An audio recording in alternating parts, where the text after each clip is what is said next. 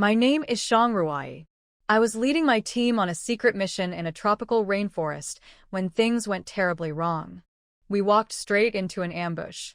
I quickly ordered my team to retreat, but my teammate Alon suddenly turned on me. She blamed me for her fiancé Ah Feng's death, saying I should have saved him instead of completing the mission. In her rage, she tried to kill me, but I was faster and disarmed her. However, she pulled out a grenade, and everything exploded. Then, I woke up in a completely different place, an ancient world. I was now Shangruai, the second daughter of the Prime Minister's family in the Tianshan dynasty. But this Shangruai was nothing like me. She had been weak and bullied, living in poverty after her mother's death. Her father ignored her, and the servants mistreated her. She was even starved to death. But now, with me in her body, everything changed. When the maids came to drag me out for an unwanted marriage, I fought back. I scared them, broke one's finger, and showed them I wasn't the same timid girl anymore. My so-called father, Prime Minister Shang Nian, was furious, but I stood up to him. I had a plan. I wouldn't stay in this household any longer. I wanted to leave and live on my own terms. However, before I could make my move, I discovered they were forcing me into marriage with a crippled prince in place of my half-sister. They thought I was weak and helpless, but they were about to see just how wrong they were. I used to think that Shang Yufu would marry the heir of the Dingwa prince's mansion, but after he returned from war in a wheelchair, everything changed. He was once a mighty warrior, but now he was disabled, and Shang Yufu refused to marry him. My so-called father, Shang Nian, went to the emperor to ask for permission to replace her with another suitable girl, me, the forgotten second daughter of the prime minister's residence. When they told me to marry him instead, I refused. Who said I'd take her place? I asked with a cold smile. My father was furious and ordered me to obey, but I wasn't going to make it easy. I demanded my mother's dowry, everything she brought into this household when she married. They were shocked. My mother's dowry was famous. She came with riches that filled the whole street when she married my father. Now they tried to pretend it never existed. But I had proof, a record book hidden under my pillow. When I showed it to them, they panicked. I knew their weakness, their obsession with marrying Shang Yufu into the crown prince's family. If news spread that they withheld my mother's dowry, their reputation would be ruined. The scheming first wife agreed, offering me a hefty sum of silver and my mother's possessions. I knew they were up to something, but I accepted. Dressed in Shang Yufu's oversized wedding robe, I looked at myself in the mirror. Even the maid they sent to help me was a kitchen helper, meant to humiliate me, but surprisingly, she did a great job. I learned she was punished for being too pretty, just another reminder of how unfair this household was. As I touched the jade pendant around my neck, memories of my past life flooded back. I was once a top-secret agent, betrayed by someone I trusted the most. And now, in this world, I knew one thing.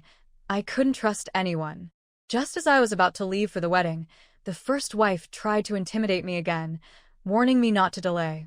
I shot back, letting her know I wouldn't hesitate to bring the whole household down if they pushed me too far. She backed off, but I could see the hatred in her eyes. As I stepped outside, seeing the mountains of dowry boxes, I realized just how wealthy my mother had been. It was tragic that such a rich woman died in misery, and I wouldn't let the same happen to me. This ancient world might favor men, but I refused to be a man's accessory. I would carve my own path and live my life on my terms. As I walked out of the Prime Minister's residence, I overheard the first wife saying something that made me uneasy. I couldn't dwell on it, though, as the wedding procession had arrived. Dressed in my wedding gown with a red veil over my head, I stepped out of the house without a single farewell from my so-called family. Not even a concubine came to see me off. On the way, I heard people whispering about how pitiful I was, an unloved daughter marrying a crippled man with a poor dowry. I smirked under my veil and, without anyone noticing, kicked a few pebbles. They flew straight into the mouths of the gossipers, knocking out their teeth. They screamed, but their cries were drowned by the festive music. Arriving at the prince's mansion, I sat in the wedding sedan for what felt like an eternity. There was no groom to greet me, no grand entrance, nothing. The onlookers pitied me even more, whispering that if they were me, they'd rather die of shame. I rolled my eyes. Why should I care about a man who didn't even bother to show up? This life I was going to live for myself. Inside the mansion, the groom, He Jingheng, ignored the wedding altogether, playing chess instead. He was handsome but cold, and ever since his injury, he'd withdrawn from the world. His servant, Yun Tian, urged him to dress, but he refused. When I arrived, he didn't even come to lift my veil. Rumors said he wasn't interested in the marriage at all. Listening to the gossip outside, I recognized a familiar voice, Mu Qingning, a daughter from the right prime minister's house. She had once admired the prince, but now mocked me for being a mere concubine's daughter forced into this marriage. I spotted her through a gap in my veil and silently removed a few glass beads from my hairpin. With precise aim, I tossed them near her feet, making her stumble. Even though everyone saw me as an unfortunate bride, I wasn't bothered. In my past life, I served my country with my life. This time, I was going to take control of my own fate, crippled husband or not. As I sat in the bridal sedan, I overheard whispers outside. People were shocked that the famous, once mighty, He Jingheng had actually come to greet his bride. I peeked under my veil and saw his hand reaching for mine. The strength in his fingers was undeniable. This was the hand of a man used to battle. I hesitated, but finally placed my hand in his. He led me out, but the moment I was steady, he let go without a second glance and was wheeled away inside. Walking into the grand hall in my oversized wedding gown, I could hear the murmurs and laughter around me. They pitied me, mocked me for being an unwanted bride. Just then, Mu Qingning, the arrogant daughter of the right prime minister, tripped and fell disgracefully, drawing laughter from the crowd. I smiled under my veil. The glass beads I had thrown earlier did their job well. Inside, the wedding proceeded. I officially became the princess consort of the crippled heir. But the mocking didn't stop. Prince Xiao, He Jingheng's rival, seized the chance to insult him, openly taunting him about his injury and questioning his ability to continue his family line. I noticed He Jingheng's fist clenching tightly. Anger simmered beneath his calm exterior. I took a step forward and, without hesitation, said in a clear voice, "Dog." My words stunned the entire hall. Everyone froze in shock, unable to believe I had spoken so boldly. When Prince Xiao reacted angrily, I continued in a calm tone, cleverly comparing him to a rabid dog that bites anyone it meets. My words shut him down completely, but I knew this grudge wouldn't end here. As I walked to the bridal chamber, I sensed He Jingheng watching me. Perhaps he hadn't expected me to fight back. Prince Zhao's face twisted in anger, but he couldn't do anything in front of so many witnesses. I knew I had made an enemy, but I didn't care. Inside the chamber, I felt exhausted. The weight of the bridal crown was unbearable. Just as I tried to remove it, I overheard voices outside. They spoke about something happening in the household, something involving a physician and the second young master's health. My instincts told me there was more to this marriage than met the eye. I wasn't here to be a quiet, obedient wife. This was my life now, and I intended to uncover all its secrets. I overheard the servants whispering outside my room. They were talking about the second young master possibly inheriting the prince's estate if he had an heir, while my husband, the crippled prince, was seen as useless. I rolled my eyes.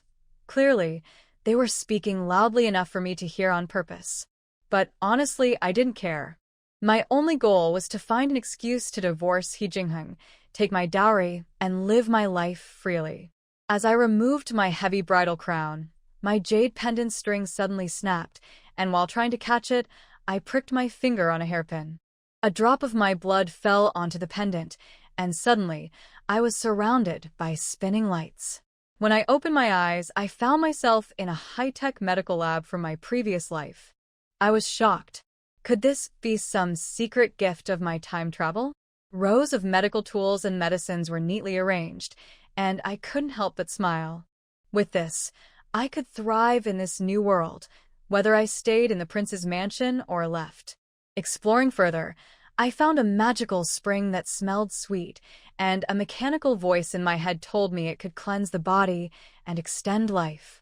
There were also hot springs and a pond filled with strange, plump white fish that looked delicious.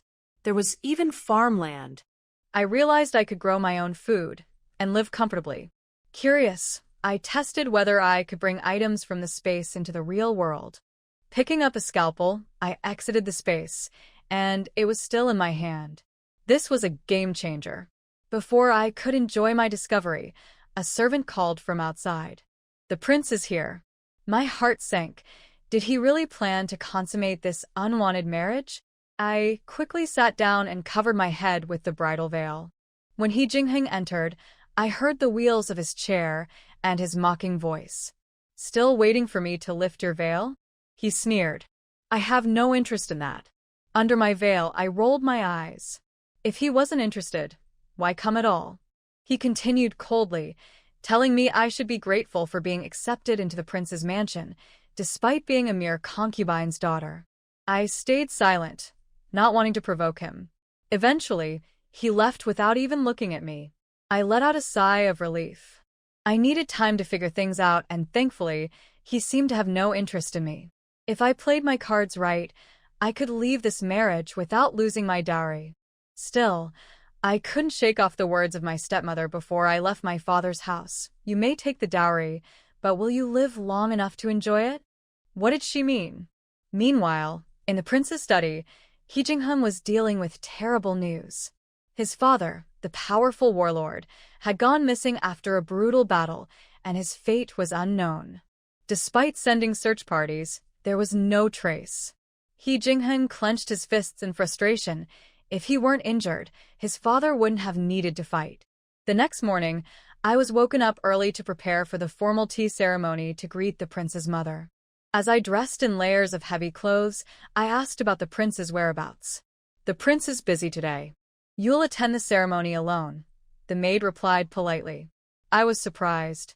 The servants here were well-trained and showed no disrespect toward me, despite knowing I was an unwanted bride. Perhaps things in this household weren't as simple as they seemed. Arriving at the princess' courtyard, after the servant informed her, Shang Ruai was led into the main hall. She saw an elegant old princess sitting on the main seat, with the seat on the left empty, and the princess's wife sitting on the right. Zhang Yuji and Zhang Yinyang were sitting beside the princess's wife. Shang Ruai walked in and served tea to the old princess and the princess in a proper manner. "Since you have married into our Dingwa Palace, you are a member of our Dingwa Palace. You must not have other thoughts, do you understand?" Although every word was a warning, the tone was very gentle. Shang Ruai nodded in response. The princess took out a jade bracelet and put it on her wrist, smiled, and said, "Good child." The princess was very moved by the scene at the wedding banquet yesterday. "Thank you, mother." She turned and saw Yinyang Zhang sitting next to her. She had no intention of standing up to salute Shang Ruai, but sat on the chair and looked at her provocatively. Shang Ruai raised her eyebrows, a sneer appeared at the corner of her lips, and she turned around and walked to her seat without saying a word. Aunt Zhang's smile froze a little.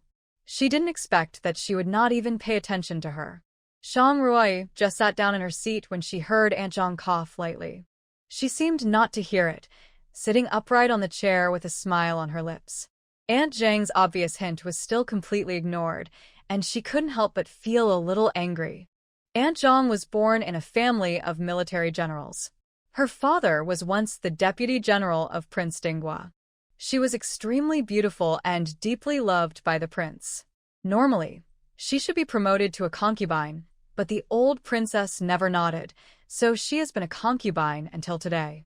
But the treatment in the palace is always the same as that of a concubine. So, he had already placed himself in the position of a concubine, and Shang Ruai's behavior today was tantamount to a slap in her face. It's really different being the crown prince's consort. A little concubine's daughter can be so high and mighty in this palace. Aunt Zhang picked up the teacup and took a sip, then sneered and said, "Everyone has their own destiny." Shang Rui naturally knew that she was talking about herself, and smiled and said, "Yes, as a little concubine's daughter, I would never dare to think that there would be such a day. Destiny is predetermined by heaven. Some people are born rich, but they may not be able to withstand this wealth." The smile on Aunt Zhang's face disappeared instantly. "It is said that Shang Xianya is easygoing, but I didn't expect that he would give birth to a daughter like you, who is so sharp-tongued. No wonder the prince doesn't like him. As the saying goes, you can't know a person's heart by his appearance. My father may not be the kind of person you see, so it's not surprising that he gave birth to a daughter like me." Shang Rui's lips curled up with a smile. "Also, Aunt Zhang, please call me the prince's concubine next time. After all, I am the prince's legal wife. Even if I am not favored, not everyone can say anything." Aunt Zhang's face was extremely ugly, but the princess sitting next to her was happy. Ever since Zhang Yuji entered the mansion, she has been deeply loved by the prince. If she hadn't relied on her mother's family to gain power, I'm afraid I would have to give up my position as the legal wife. Her son rarely cares about the affairs of the harem, and she is always suppressed by Zhang Yuji in the mansion. Today, someone finally vented her anger for her. The more she looks at this daughter-in-law, the more she likes her. The old princess looked at Shang Ruai and didn't say anything. This granddaughter-in-law is not bad. Aunt Zhang put the teacup heavily on the table. Before she could say anything, she heard the old princess smile. "Your mother met her once when she was very young. At that time, your grandfather had just opened his first shop. She came to the mansion with your grandfather to deliver materials.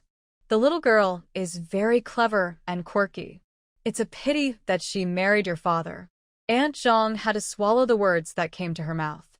The old princess was clearly on Shang Ruai's side. Shang Ruai was also stunned for a moment. She didn't expect that her mother had such a connection with the old princess. "Forget it. I'm tired. Let's go." The old princess rubbed her forehead, feeling a little tired. Shang Ruai returned to the room and went into the space to study. When she came to the spiritual spring, she remembered the voice that appeared in her mind before. She held it in her hand and drank a sip. It was extremely sweet and much better than the mountain spring water she drank in modern times. She couldn't help but drink a few more sips.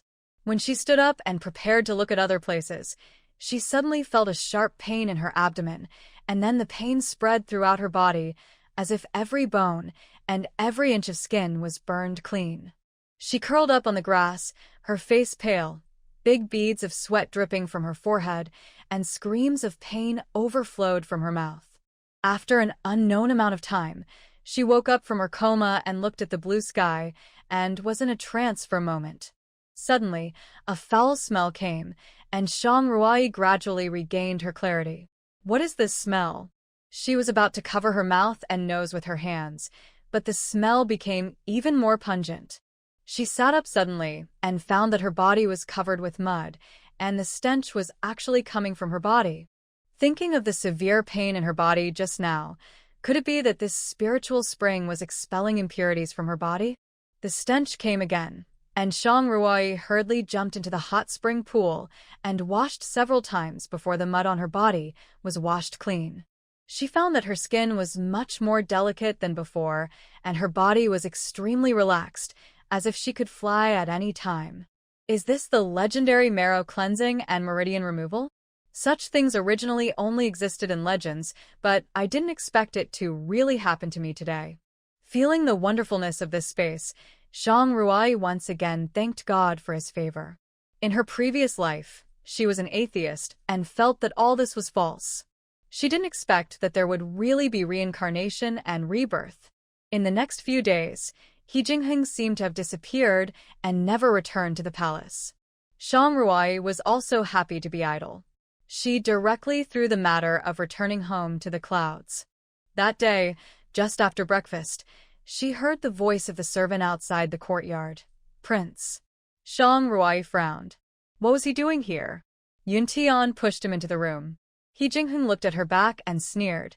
The prince's wife actually has the leisure to read books here. Shang Ruai turned around. This was the first time she saw her nominal husband since she got married. Even though she had seen countless handsome men, Shang Ruai was still amazed by the man in front of her.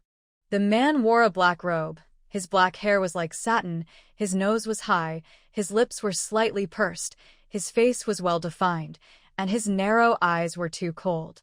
Even when he was sitting in a wheelchair, he could not hide his dignity and coldness. What a graceful young man! While she was looking at He Jingheng was also looking at her. She did not expect that her prince's consort would be so beautiful. One glance at her could make a city fall in love with her. Another glance at her could make a country fall in love with her. What do you mean, prince? Am I going to the military camp to practice swordplay if I am not reading in the mansion? Shang Ruai's words brought He Jingheng back to his senses. For a moment, he was a little annoyed that he was stunned by a woman. 3 days have passed, and you have not returned home yet. Return home? Go back to the Prime Minister's mansion? She frowned and nodded lightly. It's hard for the prince to remember. This prince is busy with official duties. You can go back by yourself. Shang Ruai nodded indifferently. After all, it was just a formality. It didn't matter whether he went or not. After saying hello to the princess, he set off on the road back to her parents' home with the gifts he had prepared long ago. When he arrived at the gate of the Prime Minister's mansion, he saw Shang Nian and the eldest lady waiting at the door. Seeing that the carriage stopped, he hurried to greet him. Meet the prince. The coachman opened the door, and it was Shang Ruai who came out. Shang Nian looked inside and saw no one. He said in a deep voice, "Why are you alone?" What? Is the Prime Minister waiting for the son-in-law you despised? Shang Ruai walked into the mansion and swept her eyes over the servants in the yard. She saw that they all lowered their heads and did not dare to look at her. In the original owner's memory, these people seemed to have bullied her. Now that she has become the prince's wife of Prince Ding, these people must be afraid that she will retaliate. What nonsense are you talking about? Shang Nian stepped forward and raised his hand to slap him. My Lord Prime Minister, do you still want to hit me? Shang Ruai said coldly. Look carefully, I am now the princess of Prince Ding, not the second young lady in the Prime Minister's mansion who is bullied by others. Shang Nian was stopped by her eyes and did not dare to drop his raised hand. At this time, the eldest lady came over. Since you are here, have lunch and go back. Otherwise, others will say that we didn't even give you a meal. Shang Ruai curled the corners of her lips and nodded in response. I will be in my own courtyard before lunch. No one is allowed to come in without my order. She said to the guards behind her. Did you hear me? As you command. Seeing her turn and leave, the nanny beside the eldest lady whispered, She has really become a phoenix, and she doesn't even take the master and the mistress into consideration. It doesn't matter. Her good days are almost over. The eldest lady sneered. After lunch is prepared, send it directly to her yard and let her eat and leave quickly. Yes, I understand. Shang Ruai's yard was in the most remote corner of the entire Xiangfu. Usually, no one would come here, and no one would pay attention to what she was doing. On weekdays, the eldest lady often withheld her food, so she often changed into maid's clothes and sneaked out to find food. Therefore, she was very familiar with the terrain of the mansion. She took off her coat, changed into the maid's clothes she had hidden before, put on a simple makeup, and slipped out through the window. The storehouse of the Xiangfu was in the southeast corner, and next to it was Shang Nian's study. She lowered her head all the way and came to the door of the storehouse. Looking at the lock on it, she took out a silver thread and fiddled with the lock for a few times. With a click, the lock opened. Walking into the storehouse, she saw there were dozens of large boxes stacked on the ground, with gold, silver, and jewelry in them. TSK. Her father was really greedy. How many bad things must he have done to get so many treasures? Since these were ill-gotten gains, she would not be polite. She put her hands on these gold, silver, and jewelry, and with a thought, the things inside disappeared and entered her space. In a moment, there was nothing left in the warehouse except those empty boxes. Thinking of the expressions of Shang Nian and the eldest lady when they found out in the future, she felt very relieved. This was also the reason why she insisted on having lunch before leaving. She walked out of the warehouse and restored the lock. Just as she was about to return to her yard, she heard Shang Nian's voice coming from the study. It has been reported to the emperor. Now everything is ready. Only the east wind is missing. Don't worry, my lord. The emperor has already made a decision on this matter. We just need to wait for good news. The voice of a strange man came out. Once the Dinghua Palace is eliminated, we can rest assured. What? It's related to the Dinghua Palace? Just as she was about to walk closer to listen clearly, she heard hurried footsteps in the distance. Shang Ruai hurried away. Back in the courtyard, thinking of what the eldest lady said at the time, her uneasiness became stronger and stronger. At this moment, a scream spread throughout the Prime Minister's mansion. It was discovered so quickly. It turned out that the eldest lady was going to put the homecoming gifts brought by Shang Ruoi into the warehouse, but when she opened the door, she saw that dozens of large boxes were empty. This was what she had saved for more than 10 years, and she was going to give it to Shang Yufu as a dowry in the future. Now it's all gone. How could she not go crazy? Shang Ruai. It must be her. After she finished speaking, she brought a group of servants and guards to the front of the yard in a menacing manner. Just as she was about to break in, she was stopped by the guards. Madam, no one is allowed to enter without the summons of the Crown Prince's consort. How dare you? This is the Prime Minister's mansion. How can Shang Ruai have the final say? Madam, please obey the orders of the Crown Prince's consort. How could the guards of the Dinghua Palace be afraid of a lady from the Prime Minister's mansion? For a long while, the eldest lady could not step into the yard. She simply shouted at the gate of the courtyard, Shang Ruai, come out. Seeing that the time was almost up, Shang Ruai rubbed her eyes and walked out as if she had just woken up. Who is barking here? Shang Ruai, you dare to steal. Aren't you afraid of going to jail? Stealing? Shang Ruai sneered. When did I steal? And what did I steal? You stole the treasures in my warehouse. The eldest lady said angrily. According to the law, those who steal property will be punished by amputation. If you take the things out now, this lady may consider letting you go. What are the treasures in your warehouse? How many are there? Dozens of big boxes. Before she finished speaking, her mind suddenly became clear. These dozens of big boxes of gold, silver, and jewels would take a while for even a few strong men to move, not to mention her. How did she move them? The guards guarding the door couldn't help laughing.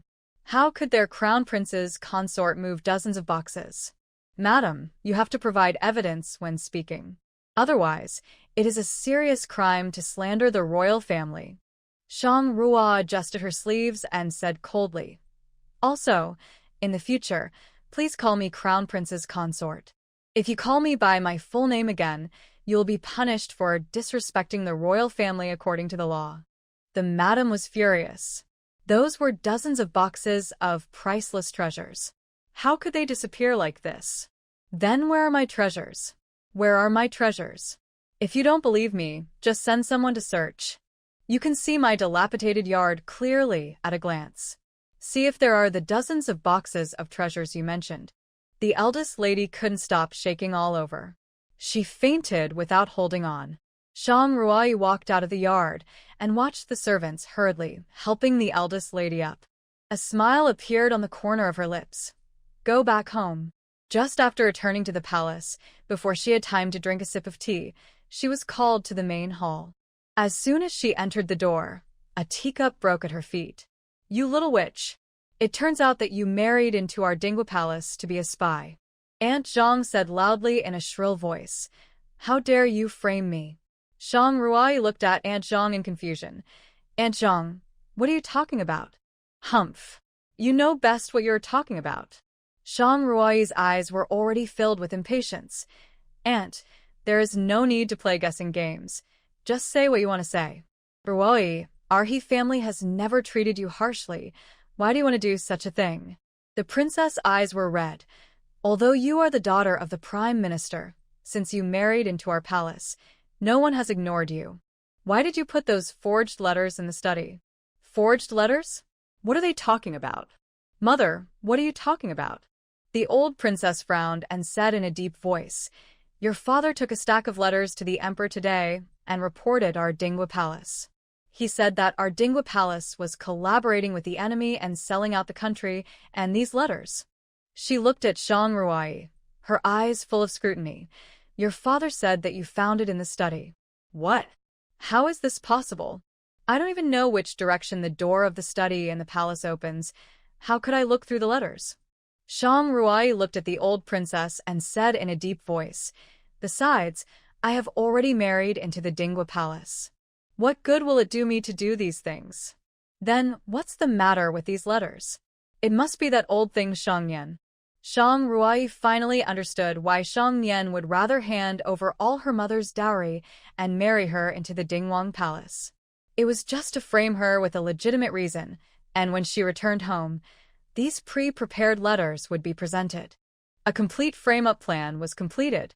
At this time, Inuch came to the palace with an imperial edict. Everyone in the Dingwang Palace, please accept the edict. Shang Ruai's heart sank. It seemed that the man in the palace hated the Dingwang Palace so much that he was eager to get rid of everyone in the Dingwang Palace. By the will of heaven, the emperor decrees that Dingwang Hiyuan colluded with the enemy and sold out his country, causing thousands of soldiers to die tragically on the battlefield. His crime is unforgivable. Dingwang Hiyuan seized his throne and his life and death are unknown. He will be executed after he is found. His family will be exiled for 3,000 miles and will not be allowed to set foot in the capital for the rest of their lives. All the property of Dingwang Palace will be deposited in the national treasury. This is the order. The Inuch put away the imperial edict, sneered and said, Old princess, accept the edict. The maidservant beside her helped the old lady to stand up, but before she could stand firmly, she fell to the ground. Old princess. The maidservants beside her were suddenly in a mess. Humph. I have to go back to the palace to report to the emperor. Is there anyone from your Dingwa Palace to receive the imperial edict? Give it to me. A jade hand stretched out. Shang Ruai said coldly, Goodbye. The Inuch looked at her, with a look of sarcasm on his face. The second young lady of the Shang family has just been married for a few days, and she has suffered such a disaster. It's really sad. When he left the palace, he said to the guards behind him, Guard the gate of the palace, and no one is allowed to enter or leave. The gate of the palace slammed shut, and the palace was instantly in chaos. The old princess sat on the chair, muttering, It's over, it's all over. The century-old foundation of our Dingwa Palace is all gone. The princess took a handkerchief and kept wiping the tears from the corners of her eyes.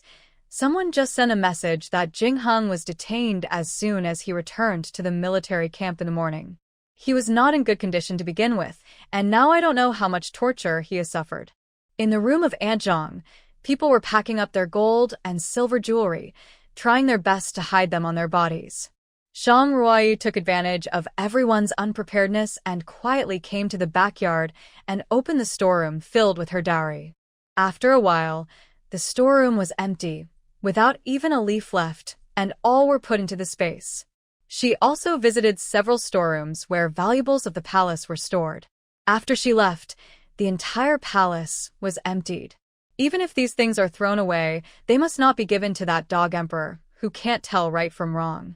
She looked at the space full of treasures and returned to the main hall contentedly.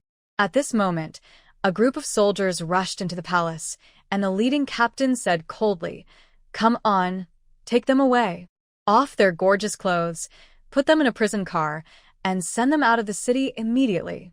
Shang Ruai frowned slightly. How impatient could the emperor be? They were all changed into prison uniforms, shackled on their hands and feet, and then sent directly to the prison van. At this time, Shang Ruai saw a pool of blood under the front prison van, and fresh blood was dripping down. Her pupils trembled slightly. It was He Jingheng. When the princess saw this scene, she stumbled to the prison van and grabbed the van with trembling fingers. Heng. Open your eyes and look at your mother. At this time, two soldiers stepped forward, rudely grabbed the princess' arm, and said in a deep voice, Hurry up and get in the car. There is no time for you to chat here. When you get outside the city and meet up with the exiled prisoners, you will have plenty of time to cry. Hurry up. The princess was pushed to the ground, stumbled to her feet, dragged the shackles on her feet, and walked to her prison car, looking back every step of the way. The prison car had to pass through the most prosperous streets in the capital. In the past, the prisoners in the prison car were either corrupt officials or criminals who committed murder and arson. When passing through this street, they were all spitted on by the people, and some even threw stones. As a result, today, when the prison car passed through the street, the people all shed tears, and some even knelt and kowtowed on the ground. Shang Ruai saw all this, although she felt it more than once. She sighed at her pitiful fate. She was exiled innocently just after she came here. However, she gritted her teeth and saw that the people in Dinghua Palace, who were so loved by the people, were treated so unfairly just because of the emperor's suspicion and their achievements. It seemed that she had to save these people. He Jingheng's leg was already injured. Although she had not seen the injury, she could smell the ointment he had used on his leg before.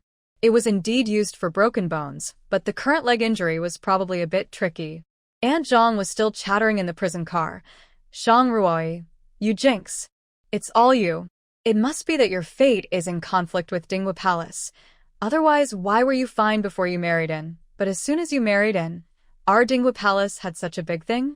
Shang Ruai didn't want to pay attention to her, but she was too ignorant and said loudly, "You little witch, I'm talking to you. Can't you hear me? Okay, say less."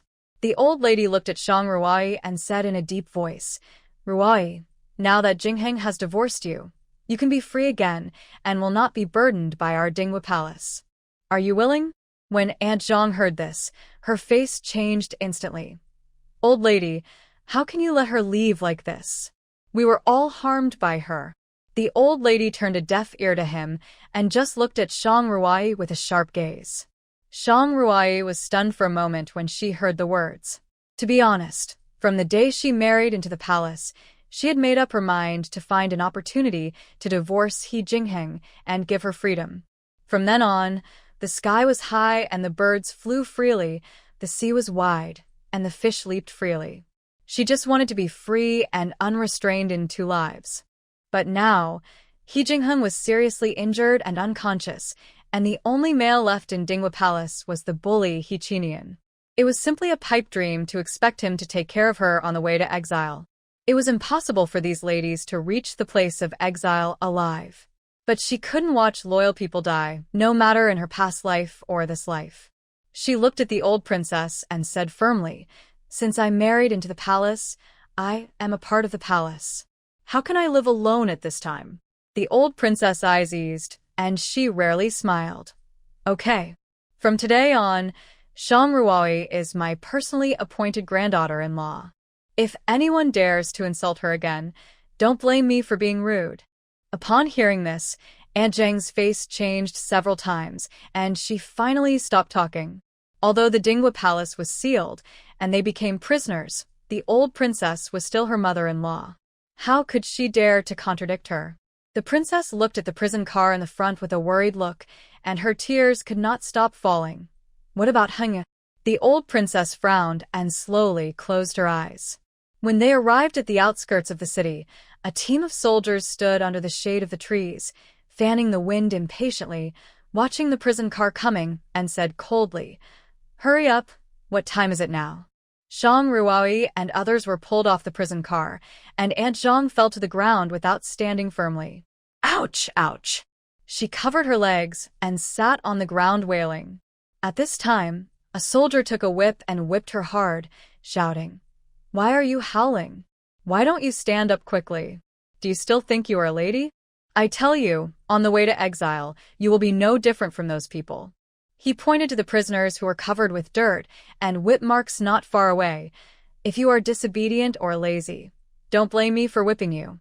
If you want to escape, I will kill you on the spot." Looking at the shiny knife, the women of Dinghua Palace were all shocked. The last prison car held the young princess Hiyuni of Dinghua Palace. Shang Ruai had rarely seen her sister-in-law since she married into the palace. According to the servants, the little princess was rather dull and didn't like to go out. Now that she was thrown out of the prison car by the soldiers, She was hiding behind the princess with a pale face and timid. A soldier looked at Shang Ruai and He Yuni with ill intentions. Others didn't notice, but Shang Ruai was extremely sensitive to other people's sight, and immediately noticed the soldier's lustful eyes. He had a plan in mind. On the way to exile, it would be easy for the officers escorting them to do something to the prisoners. If they want to reach the place of exile safely, it will take some trouble. At this time, 2 officers carried the unconscious He Jingheng to the people in Dingwa Palace. One of He Jingheng's legs was broken, and there was a deep knife wound on the calf of the other leg. Presumably, the tendon in the calf was broken. If it was not connected, this leg would be useless. Hengya. The princess threw herself on him and cried loudly. Looking at the wound that was bleeding non-stop, she wanted to wipe it with a handkerchief, but she didn't dare to do it, for fear of hurting him. The old princess also kept wiping her tears with a handkerchief, feeling very distressed. Even Aunt Zhang subconsciously clenched He Qinian's arm, fearing that her son would become like that. Shang Ruai squatted beside He Jingheng, touched his wrist, and frowned. The pulse was extremely weak, and the wound also showed signs of infection. The body temperature was gradually rising. If he was not treated, his life might be in danger. But there was no way at the moment. There is a chance to treat him. But we can give him some antipyretic and anti-inflammatory medicine first. As soon as this idea came to her mind, 2 pills appeared in her palm. Could it be that the things in the space can be controlled by her thoughts? She tried again, and sure enough, 2 white pills appeared in her palm again. This is so convenient. While everyone was not paying attention, she put the pills into He Jingheng's mouth. She pressed the acupuncture points on his neck, and his throat rolled, swallowing the 2 pills into his stomach. After doing this, she heard the official shouting, get up, get ready to go." The people in Dingwa Palace were shocked. How could He Jingheng go on the road in his current state? "Official sir, how can my son go on the road in his current state?" Before the princess finished speaking, she was pushed to the ground by the official. "I don't care how you go on the road. If you delay the progress, I will feed him to the wolves directly." Shang Ruai looked at He Qinian and said in a deep voice, "Now you are the only one in our He family who can carry him on his back." Before He Qinian could speak, he heard Aunt Zhang's sharp voice. "Are you crazy? You want my son to carry this He Jingheng, who is unknown whether he is dead or alive?" Aunt Zhang, how can you say that? The princess said angrily. "Heng'er is the prince. Why can't your son carry him on his back? We don't even have a prince in our palace. Look at He Jingheng. Even if he survives, he has become a. How can he carry on the family line for our He family? The only one we can count on now is Nianer." Aunt Zhang's words made everyone focus all their attention on He Jingheng's legs and then looked at Shang Ruai with pity. A good young lady became a widow just after getting married. Even if Heng'er is a, he is also the legitimate child of our He family. The old princess said in a deep voice, "Qi Nian, quickly carry your brother on your back." He Qinian had been afraid of this grandmother since he was a child, so he hurried forward and carried He Jingheng on his back. Shang Ruai stood aside and said softly, "Thank you." Hey. Are you guys ready?" The officer raised the whip in his hand. Although he did not swing it down, the sound of the whip swinging in the air still scared everyone present.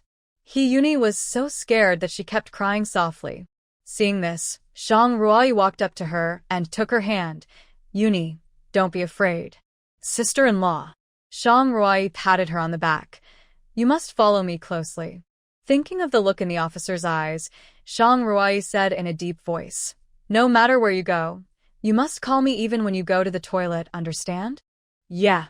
He Yuni nodded vigorously, and her heart, which had been hanging, seemed to have found support at this moment. The exiled team walked away along the path on the outskirts of the city. 2 people on the city wall were standing high up and watching the scene. "Your Highness, are you letting the He family leave like this?" The speaker was Shang Ruai's scumbag father Shang Nian. "What else?" The man was wearing a purple robe, with a sinister smile on his lips. "I think that we should cut the grass at its roots. To prevent them from making a comeback, we should stop them halfway." He stroked his neck with his hand. Oh, the people in Dingwa Palace are old, disabled, and those who are still alive are nothing more than some female relatives. What waves can they cause? But He Jingheng is still alive. Alive? The man sneered. I think when he wakes up, he will wish he was dead. You mean? The man looked at the man on He Qinyan's back. He Jingheng was such a strong man, but now he has become a. It will be difficult for him to survive in the place of exile. When the time comes, I will let him experience the feeling of being unable to live or die. Your Highness is indeed wise. I can never be even 1/10 of your Highness. The man in purple robe was the Crown Prince He Lingsheng. He looked at the team going away with his eyes slightly narrowed. He Jingheng, you always suppress this Crown Prince. You deserve this fate today. He had already greeted the exiled officials, and along the way, he entered the people of Dingwa Palace well. The exiled team walked for a whole day, and everyone was thirsty, but the officials never stopped to rest. Shang Ruai didn't feel anything. After all, in her previous life, not to mention a whole day, even 2 days and nights were no problem. But other people didn't have such physical strength as her. Especially the old princess, who had been pampered all her life. Now she is asked to travel such a long distance. How can she bear it? Others were not much better. The princess and Aunt Zhang also looked pale. At this moment, the official whipped hard. Stop. Rest where you are. Everyone sat down on the ground as if they had been pardoned. The official held a cloth bag with a bag of dried cakes in it, and each person was given half a piece. The He family looked at the cakes in their hands and looked at each other. Is this something for people to eat? It's as dry as a brick.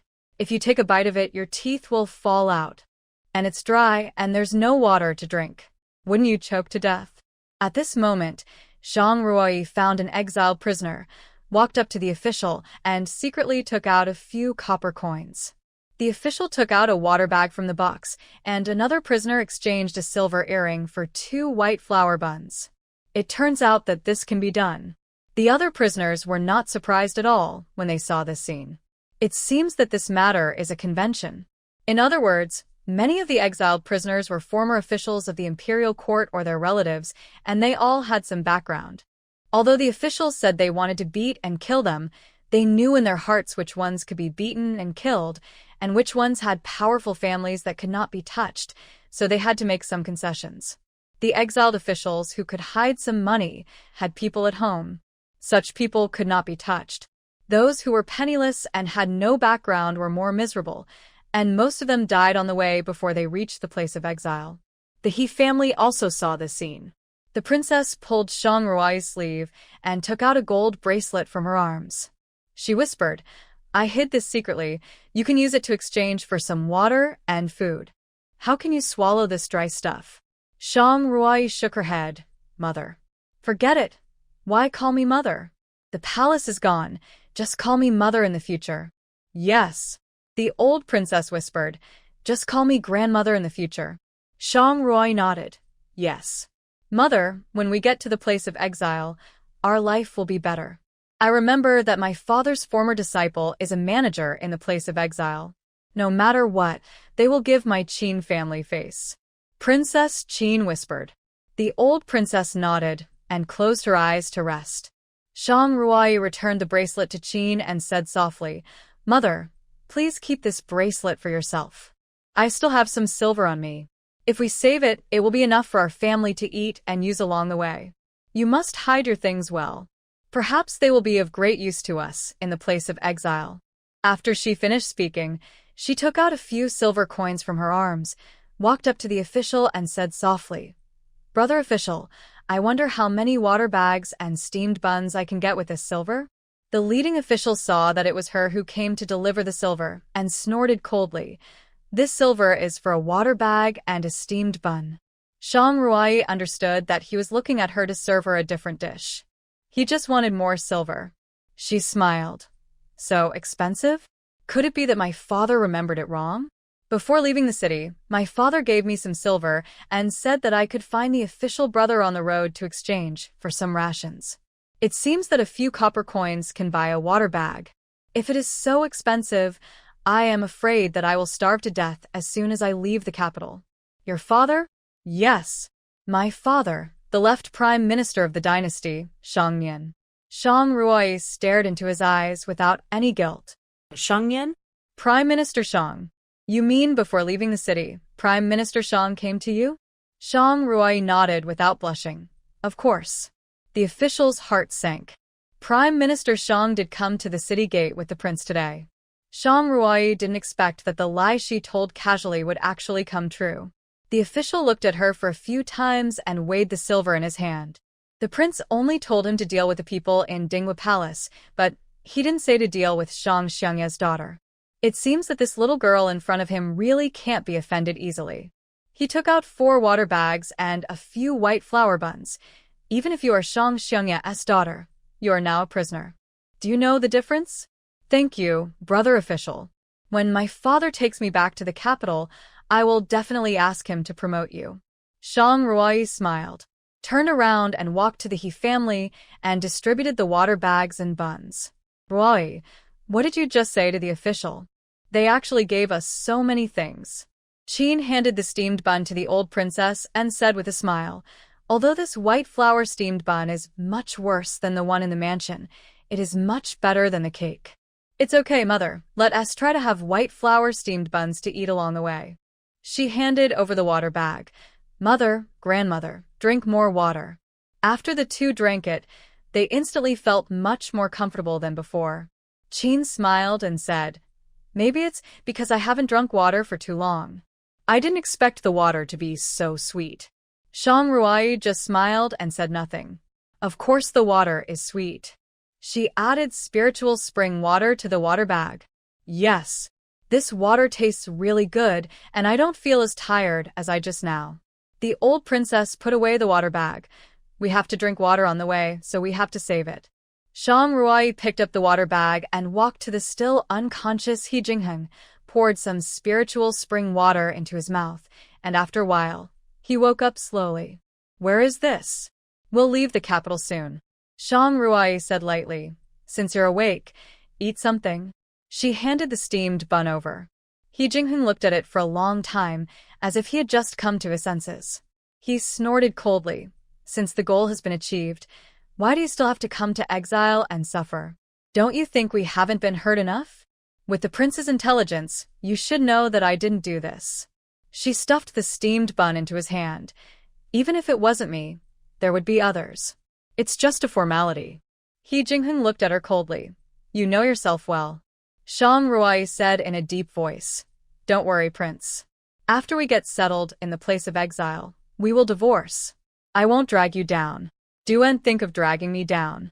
This girl still wants to travel around the beautiful rivers and mountains. Of course, she only said this in her heart. Divorce? He Jingheng was stunned for some reason when he heard these 2 words. After he reacted, he was a little angry. It's up to you. Shang Ruoyi handed him the water bag. Drink water. Aunt Zhang and the other 3 also got a water bag, and each of them got a white flour bun. This thing is so dry, how can people swallow it? Aunt Zhang said resentfully. The servants in the mansion won't eat such things. His son He Qinian and daughter-in-law Lin Xiu ate the bun silently, drinking a sip of water from time to time. Just listen to Aunt Zhang talking to herself. Ouch, my legs hurt so much. My feet are about to break. Pa, pa, pa. Are these for people or dogs? A few prisoners who were eating biscuits were sitting not far from Aunt Zhang. They pouted and said, TSK, you still think you are a lady. You are not satisfied with eating white flour buns. Aunt Zhang heard it and immediately turned around and looked at the dirty prisoners and said, a bunch of beggars. I am the concubine of the Dinghua Palace. I am not the same as you lowly people. When those people heard that they were from the Dinghua Palace, their eyes immediately became fierce. Murderous intent. Shang Ruoyi immediately became alert. Not only the 3 people just now, more than half of the exiled prisoners looked at them with anger. What's going on? The people in the Dinghua Palace who noticed something was wrong were a little confused. Aunt Zhang was finally a little scared and shut up embarrassedly. Zhang, you are so outspoken, the old princess said in a deep voice. If you can't speak, shut up. He Jingheng's leg was broken, and now only He Qinian was left, and his martial arts were not very good. If they caused public outrage during the exile, what would the old, weak, women and children do? Obviously, Aunt Zhang also knew the seriousness of the matter, and she lowered her head and dared not speak. At this time, a whip sounded in front. Get up, get up. Hurry up. The official took the whip and picked a few slow ones and swung them down. Hurry up. Seeing that it was getting dark, there were often wild wolves here, and it would be dangerous if they didn't leave. But there were always people who were physically exhausted in the exile team. Falling at the end of the team, the officials were anxious and whipped them with whips. But the injury was compounded, and they walked even slower. There were 3 or 4 such prisoners in the entire exile team, so they didn't get out of the woods before dark. The sky gradually darkened until the last ray of light sank into the ground, and then it was time for wild animals to forage. Speed up, there's still 1 mile to go before you can rest. The voice of the official mixed with the sound of whips made people feel creepy. Zhang Ruai didn't feel tired. She secretly added spiritual spring water to her water bag several times along the way, and she felt refreshed every time she drank it. Although the other people in Dinghua Palace didn't drink as much as she did, they didn't look tired either, especially He Qinian. He thought that his strength had increased, and he didn't feel sore after carrying He Jingheng for so long. But the physical strength of the others was obviously at its limit. At this moment, a rustling sound suddenly came from the depths of the woods. Zhang Ruai immediately became alert. He Jingheng, who also heard the sound, saw her face change and raised his eyebrows slightly. She actually heard the sound before him. It seems that Yunqi's words are somewhat credible. Zhang Ruai moved to the side of the old princess and Qin without leaving a trace. He Jingheng saw this subtle move and was slightly angry. Could it be that this woman wanted to use them as a shield? How despicable. At this time, a wolf howl was heard in the distance. Wolves are social animals. In the previous life, every time such a wolf howl was heard, a large number of wolves were attracted. Zhang Ruai blocked them behind her, looking at the front with a focused look, her heart sinking slightly. If she wanted to get away, it would be easy. But there were so many people in the Dinghua Palace, and they were all powerless. It was extremely difficult to protect them. Looking at her movements, He Jingheng paused, and it turned out that he had underestimated her. The officials were also panicked when they saw this. They looked at each other, gave up those who could no longer walk, and shouted, "Run, it's only a few hundred meters away. Hurry." The people who were originally frightened by the wolves heard that there was still a glimmer of hope for survival, and they ran forward desperately with strength from nowhere. The abandoned people were directly caught up by the wolves, bitten to death and eaten.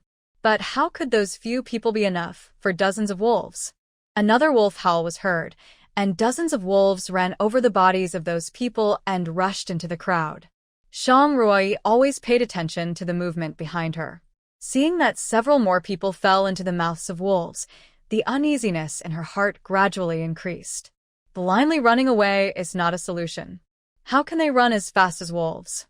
What's more, they are all shackled on their feet and can't run fast at all. Soon, they were surrounded by wolves. Unlike other animals, wolves are a species with very strict hierarchy and will fight together. The sky was completely dark, and the eyes of those wolves were glowing with oily green light, which looked extremely creepy. Many people started crying. Even He Yuni, who usually didn't say a word, began to sob softly. At this time, several wolves rushed towards them. The officials waved the swords in their hands and tried their best to cut them down. The smell of blood directly stimulated the wild wolves waiting for the battle. They kept digging the ground with their front paws. Suddenly, a rapid wolf howl came from the back, and the wild wolves rushed towards them in a swarm. In this way, the officials were no match for them. The speed of swinging their swords could not keep up with the speed of the wild wolves. Ah! Help! A man shouted miserably. His leg was tightly held by the wolf, and the next moment, another wolf bit his throat directly. People who saw this scene were all stunned. After saying that, he threw a stone and hit the wolf's head. The wolf seemed to be hurt by the stone and dared not attack again. Many people saw this scene and picked up stones. For a while, The wolves were beaten back and did not attack again. But there were limited stones on the ground. When the stones were thrown away, they would still become food for the wolves. Shang Ruai walked to He Jingheng and said in a deep voice, "Does the prince have internal force?" He Jingheng looked at her and nodded. "What is it?" "With the prince's martial arts, it should be very easy to use these stones to pierce the wolf skull." So? Wolf King. Shang Ruai looked at the wolves who were staring at them. "As long as we find the Wolf King and kill it, the wolves will naturally retreat." He Jingheng looked at Shang Ruai with a little surprise. "I didn't expect this woman to know so much. But how could a woman in the inner house know this?" There were fewer and fewer stones at their feet, and the wolves seemed to have noticed it. They paced back and forth, becoming more and more anxious. At this time, a wolf howl was heard again, and Shang Ruai and He Jingheng simultaneously locked onto the extremely strong wild wolf standing at the tail end. The stone in He Jingheng's hand flew out with internal force. Instantly, the stone hit the Wolf King's head. Due to the great force, the stone sank into the brain, and blood splattered. After a weak wail, the Wolf King slowly fell to the ground. The wolves heard the sound and gradually stopped. Once the Wolf King died, the wolf pack lost its leader and didn't know how to attack. At this time, He Jingheng threw a few more stones, and the wolves in the front fell to the ground. Seeing this, the wolf pack stopped attacking and left one after another soon. Everyone was relieved until the last wolf disappeared. After this incident, everyone's prejudice against Dingwa Palace seemed to have decreased. Looking at them, there was no longer the same hatred as before. Shang Ruai never understood how the Dingwa Palace offended these prisoners, but no one came out to explain. After surviving the disaster, they felt deeply exhausted. However, everyone did not dare to delay any longer and did not even make a repair. They only breathed a sigh of relief when they walked out of the woods and saw the high city walls. At this time, the city gates were already closed, so they could only spend the night in a dilapidated temple not far from the city gates. When they arrived at the dilapidated temple, they heard the officers whispering something. Shang Ruai had amazing hearing ability. It turned out that the food they brought with them when they were fighting with the wolves just now was gone. There was still one night before the city gates were opened, and everyone was starving. The prisoners didn't say anything. Originally, they only had one meal to eat, but the officers couldn't stand it. They were discussing what to do. Then they saw a group of people escorting another group of prisoners to the dilapidated temple. The old princess, who had just sat down, suddenly stood up and said in a trembling voice, "Ningen Duanyu, why are you here?" He Ningen and He Ziyuan are the second and third sons of the old princess. The old prince only married the old princess and had 3 sons. The eldest son, He Yuan, inherited the throne, and the second and youngest sons were princes. He Ningen is in the Ministry of Personnel, and He Ziyuan is in the Ministry of Works, both holding important positions. Now that the Dingwa Palace is in trouble, their 2 families have also been implicated. "Mother." He Ningen walked quickly to the old princess. "Mother, how are you?" The old princess saw her son and couldn't hold back her tears. "I'm sorry for implicating you." The old princess wiped her tears and said sadly, "Now our He family is finished." Hey. I let you reminisce about the past here." An official stepped forward and said loudly, "All the men in your family, except the disabled one, come here." Now there are 6 males in the He family. In addition to He Jingheng and He Qinian, there are the 2 sons of the old princess, the second son He Ningen, the third son He Ziyuan, each of whom has a son, He Jinghe and He Jingshi. At the moment, He Jingheng cannot move, and the other 5 are not injured. "You guys come back with us to find food and bring back a few wolf carcasses." Having been a master all his life, he was now ordered by a few officials to do this and that, and he was naturally indignant. Seeing that they did not move, the officials immediately got angry and whipped He Ziyuan and He Ningen with a whip, leaving a bloody mark on their bodies. The old princess was distressed. "I tell you, don't put on airs in front of me. Here, I have the final say. If you want to live, you must listen to me, otherwise." He raised the whip again and swung it down again. A bloodstain appeared on their bodies again. He Jinghe was about to step forward when he was stopped by He Jingshi. He looked at him and shook his head gently. He Jinghe clenched his fists tightly and turned his gaze to Shang Ruai. He looked at her hatefully. She actually had the nerve to stand here. If it weren't for her father, how could their He family have fallen into such a state today? Yesterday, he was still in Tianxiang Garden, drinking and listening to music with the girls, but today he became a prisoner. Shang Ruai noticed his unkind look and knew why they were like this. She once again pulled Shangyan out and scolded him 100 times in her heart. The men of the He family were taken away, and the women were left in the temple. He Ning'an's wife Zhang Qin, with her daughter-in-law Qiao Yanxin, sat far away from the old princess. When Zhang entered the house a few years ago, the old princess did not like her very much. For this reason, Zhang has always held a grudge in her heart.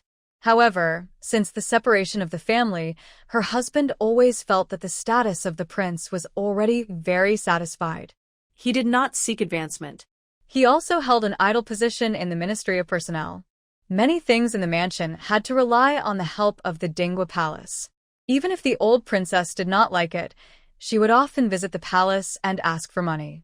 Today, they are in trouble. In the future, the Dingwa Palace cannot be relied on.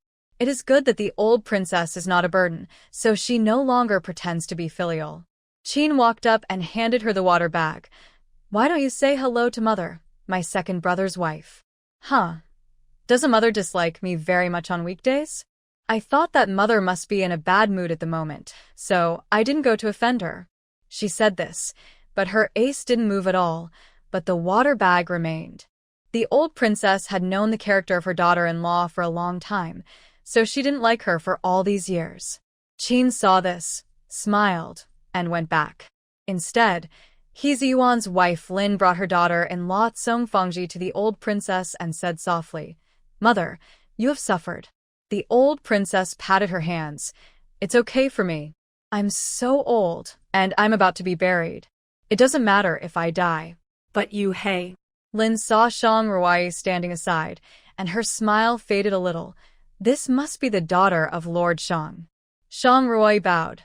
"Me, my third aunt. I don't deserve it. How can we bear the gift of the daughter of the Prime Minister's mansion?" Lin was born into a family of military generals. She has a heroic spirit and is never to be outdone when speaking. Shang Ruai naturally knew why Lin was like this. Her scumbag father really did a lot of harm to people. "Wanru, our family's affairs have nothing to do with Ruai." Qin stepped forward, took Shang Ruai's hand, and said softly, "Ruai is a good child. She was the one who protected us when we encountered a pack of wolves just now." Lin looked at Shang Ruai suspiciously. "I didn't expect that the daughter of Lord Shang would be so brave.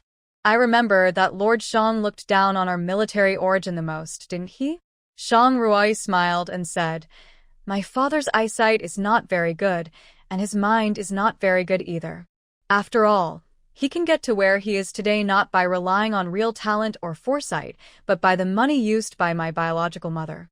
Lin was a little surprised when she heard this. She never expected to hear these words from Shang Ruai. As far as she knew, Shangyan did have a concubine who came from a merchant family and was very favored. But he was just a fourth-rank civil servant without any foundation, but he managed to climb to the position of prime minister little by little. Could it be that the concubine was the mother that Shang Ruai mentioned? "Then your mother is now." Shang Ruai smiled. "After she became the prime minister, she no longer needed your support, and my maternal grandparents' family encountered misfortune. My mother died of depression in that dilapidated courtyard." Lin stopped talking after hearing this. Qin walked up to her, held her hand, and said softly, "Good child, you have suffered a lot. They all live in this noble family compound. How could they not know how many dirty things there are? The concubine who is no longer useful and is not favored lives a life worse than the servants in the mansion." Although He Jingheng closed his eyes to rest, his attention was always on them. Looking at her superb performance, he couldn't help but chuckle. It might be true that she was not favored, but her identity was definitely not as simple as it seemed. Just the fact that she remained calm and commanded everyone to attack with stones when she was attacked by wild wolves was something that a lady in the boudoir could not do. Not to mention that when she attacked with stones, each stone could hit the vital point accurately. Even the soldiers leading the troops to fight must have her accuracy. Shang Ruai noticed that he was looking here from the corner of her eye. Just when she was about to step forward to discuss with him what she had discovered, a woman's cry came from not far away. Child, my child. She was holding a child about 3 years old in her arms. The child's face was abnormally red, and his breathing was heavy. It was obvious that he had a fever. It looked like a high fever caused by fright. Not to mention that there were no herbs here. Even if there were, the officials would not let her go to collect them. After all, in their eyes, it was just a child's death. What did it matter? Hey, his son looks like he will die young. He is 5 years old, but he looks like 2 or 3 years old. An old woman shook her head and said, if he were outside, he could still be raised, but here, he won't live long. Speaking of which, she is quite pitiful. Her husband was killed, and she was the one who was exiled. I heard that the murderer's family paid for it. Listening to the discussions of the people around her, Shang Ruai frowned. Let's not talk about the adults for now. How innocent is the child? She thought for a while, stepped forward and said, I know some medical skills and can help your son. He Jinghun looked at her in surprise. Knowing medical skills? The woman looked over with surprise when she heard this. When her eyes were fixed on her, her face instantly became strange. This instantaneous change was not only seen by Shang Ruai, but also by He Jinghun. Along the way, most of the prisoners seemed to be more or less hostile to the Dingwa Palace. This puzzled Shang Ruai. The Dingwa Palace defends the country, and the people of Tianshan can live and work in peace and contentment, thanks to the successive princes and sons of the Dingwa Palace. But why do these people avoid the Dingwa Palace like a snake and scorpion? Shang Ruai stood in front of her for a while, and seeing that she had no reaction, she secretly cursed herself for meddling in other people's business.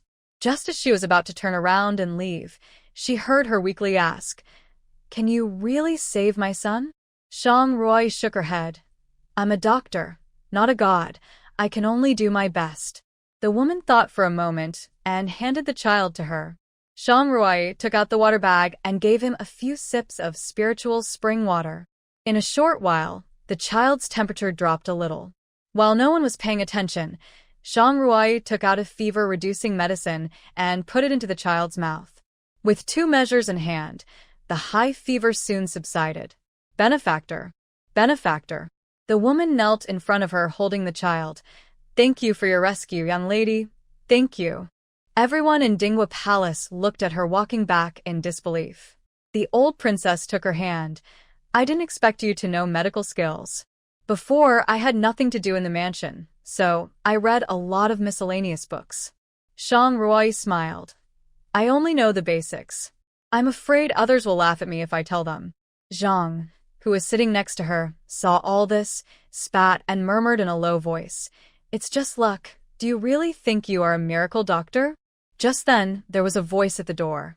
It turned out that the people who were looking for food came back. Not only did they find food, but they actually brought back the corpses of 3 wolves. Looking at the 3 sturdy wolves, Shang Ruai licked her lips. If the wolf meat was cooked, it would be extremely delicious. She looked at the officials who were at a loss in front of the wolf corpses, and a plan came to her mind. When she was on a mission in her previous life, she had hunted wild wolves in the forest. Because she was out of food at the time, she roasted the wolf meat. It can be said to be extremely fragrant. Even without seasoning, it tastes very delicious when roasted. At this moment, a ding sound suddenly came from her mind. The mechanical voice appeared again. Merit added 10. Space upgraded. Upgrade? This space can be upgraded? At this moment, the scene in the space gradually emerged in front of her eyes. How did this space run out by itself? Wouldn't it be discovered? She looked around in panic, only to see that everyone was still doing their original things, and no one was looking at her.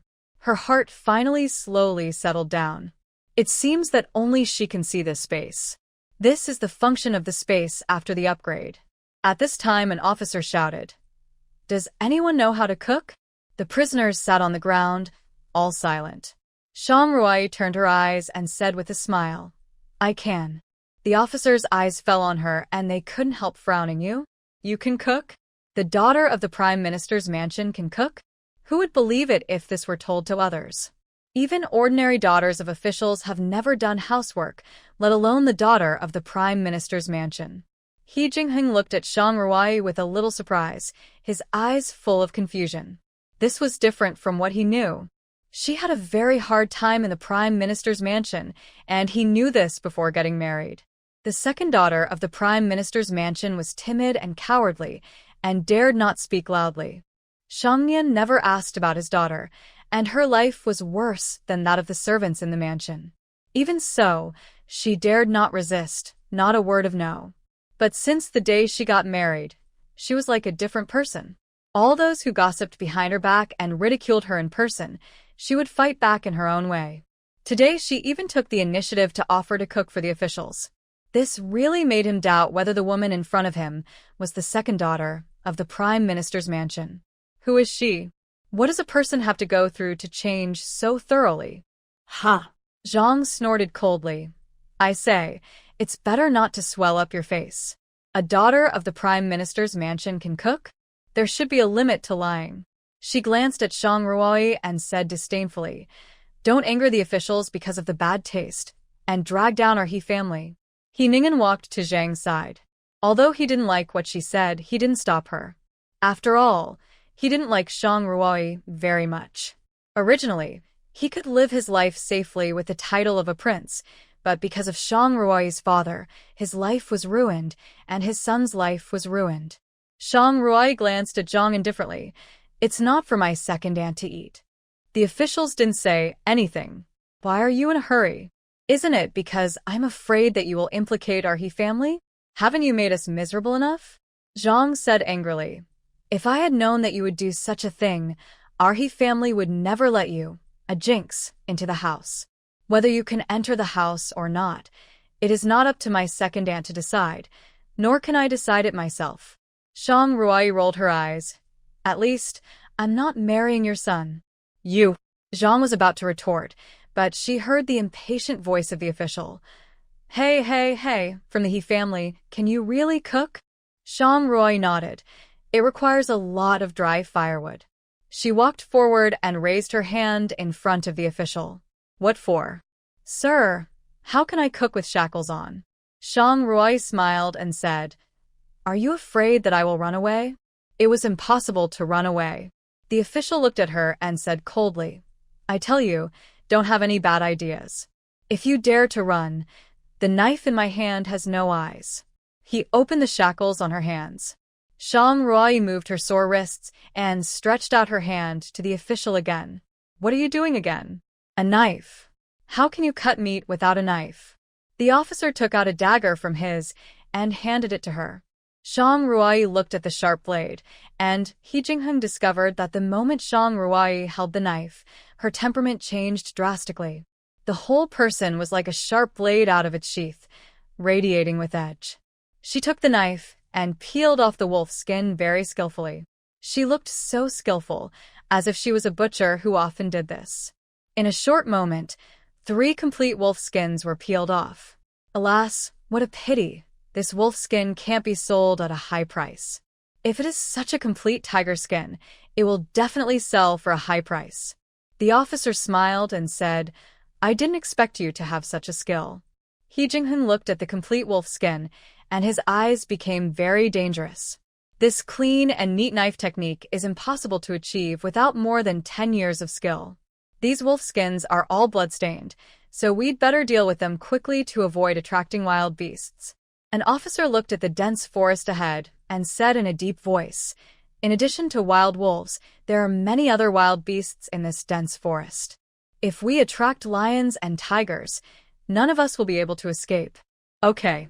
2 officers stepped forward and wanted to throw away the wolf skin. Shangruai suddenly said, Sir, I will deal with this wolf skin later. And the internal organs I will throw them away later. She pointed to the blood on the wolf's skin. There was no water source along the way. My hands got dirty, and there was no place to wash. After all, my hands are dirty. The officers nodded when they heard her say this. That's great. They were just too lazy to do it. Shang Ruai processed the wolf meat, and the officers had already brought back a lot of dry firewood. The wolf was roasted on the fire. After a while, the rich aroma of meat wafted over. The officers couldn't help but salivate. Are there any seasonings? Just a little salt.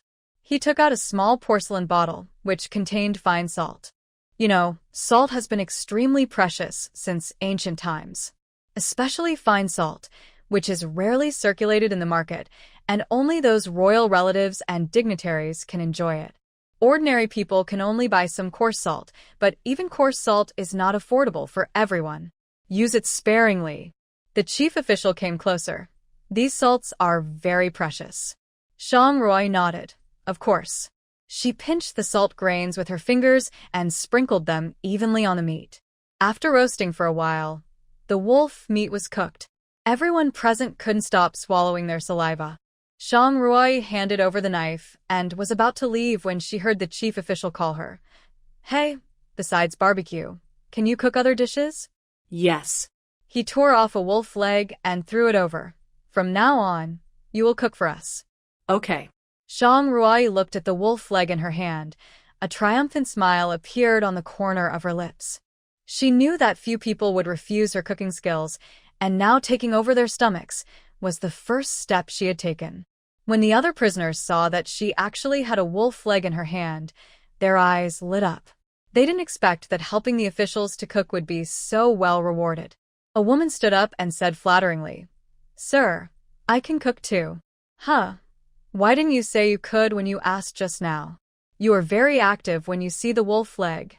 I hate people like you the most. Get out of the way. The woman's face turned pale, and she quickly squatted on the ground. Shang Ruai handed the wolf leg to Qin. Mom, tear the meat. Let's share it. Okay. After walking for a whole day, they only had one steamed bun. With the spiritual spring water, they could hold on physically. But for people like them who ate delicacies from land and sea for every meal, it was undoubtedly torture. Moreover, the aroma of the meat was so tempting that people could not stop drooling. Qin tore the meat. The wolf leg looked big, but there were so many people in the He family that each person could only get a bite. When it was given to the second room of the He family, Zhang snorted coldly. Can this wolf meat be eaten? It won't make us sick, will it? While saying this, her eyes were fixed on the wolf meat in Shang Ruai's hand, swallowing her saliva constantly. Shang Ruai curled the corners of her lips slightly, waiting for her to say this. Since second aunt despises the food I cook, then forget it. My cooking skills are really not good, and I can't compare with the chefs in your prince's mansion. In this case, you and second uncle should not eat it. After that, she turned around and left, without even looking back, and went straight to the third room. The people in the second room didn't expect her to leave so easily. They were all dumbfounded. Zhang hurriedly said, It's all here. How can you take it away? You are so disgusted with it. I'm sure you will feel uncomfortable after eating it, so why bother? Shang Ruai shook the wolf meat in her hand, walked to the front of the third room, and said with a smile, Third uncle, third aunt, do you dislike it? Before the two of them spoke, He Jingshi stepped forward and took the wolf meat. It's made by my sister-in-law. I'm sure it will taste good. Thank you. When the two men heard their sons say this, they stopped talking. They had been running all the way and were actually very hungry. Although Lin was dissatisfied with Shi Shengri, she was not a fool. On the road of exile, physical strength was the most important thing. Originally, they were very averse to wolf meat. After all, it was a wild beast, but now it was a very rare thing to have meat to eat. As a result, they were stunned after taking the first bite. They didn't expect that the wolf meat would be so delicious after being roasted. They couldn't help but eat it in big mouthfuls. The people in the second house were drooling. He Ningen said in a deep voice, It's all your fault. They have already delivered it. What else did you have to fight for? Now there is nothing, and we can only watch here. He Jinghe couldn't help complaining, Mom, we haven't eaten for a day. We finally have a bite of meat, and you messed it up. Zhang looked at how happily they were eating, and she shut her mouth in embarrassment and said no more. But her eyes looked at Zhang Ruai even more gloomily. The little girl actually dared to trick her. She was now sure that Zhang Ruai was just waving the meat in front of her on purpose, and had no intention of giving it to their second room. Zhang Ruai handed the last bit of wolf meat to He Jingheng. Eat. He Jingheng had already smelled the aroma of wolf meat. Thinking that his extremely picky grandmother ate it with relish, the taste of the barbecue must be good. Thank you. Zhang Ruai said nothing, turned around and walked towards the pile of wolf skins. Sir, I'll throw this wolf skin away. The officials were eating happily, and they didn't even turn their heads. They waved their hands and let her do it herself. Zhang Ruai left the ruined temple with the wolf skin. When there was no one around, she entered the space with the wolf skin. She washed the wolf skin in the spring water and hung it in the space. This wolf skin is a good thing. The journey to the exile place this time is long, and the long journey will inevitably take several months. The climate is warm now, but it will be winter in a few months. They are wearing such thin clothes. I am afraid they will be frozen to death before they reach the exile place. He looked at the fields in the space. The seedlings are growing. She was thankful again that on the second day after this space appeared, she asked her servants to buy a lot of seeds for her. Although she had never farmed in her previous life, she had seen pigs run, even if she had never eaten pork. Moreover, the fields in this space seemed to be different from those in the outside world. Seedlings grew out within a few days of planting the seeds. There are corns and seedlings of many vegetables and fruits in the fields. Although they have been eating vegetarian food along the way, they will not starve to death. When we reach the place of exile, we will think about the next countermeasures. When she returned to the ruined temple, the official frowned. Why did you come back so late? We thought about throwing it farther away. If there are really wild beasts, they will not find us. The officer thought about it, and did not doubt it. Zhang Ruai returned to her seat and closed her eyes to rest. As soon as she closed her eyes, she saw that she had entered the space. She could not help but be shocked. She disappeared in front of so many people. Wouldn't she be regarded as a demon? Just as she was trembling with fear, the scene outside the space appeared in front of her. She was sleeping on the stone pier outside the space. Could it be that her consciousness could enter the space independently outside the body? It seems that this is also a new function brought by the space upgrade. She came to the laboratory and prepared several bottles of medicine to promote the healing of body wounds. There were bound to be bumps and bruises along the way. There were only pills in this laboratory which could only be taken. The medicine for external use to treat wounds could only be prepared by oneself. As soon as she prepared the medicine, she left the space. It was late at night, and everyone had fallen asleep. The officers on duty also began to doze off.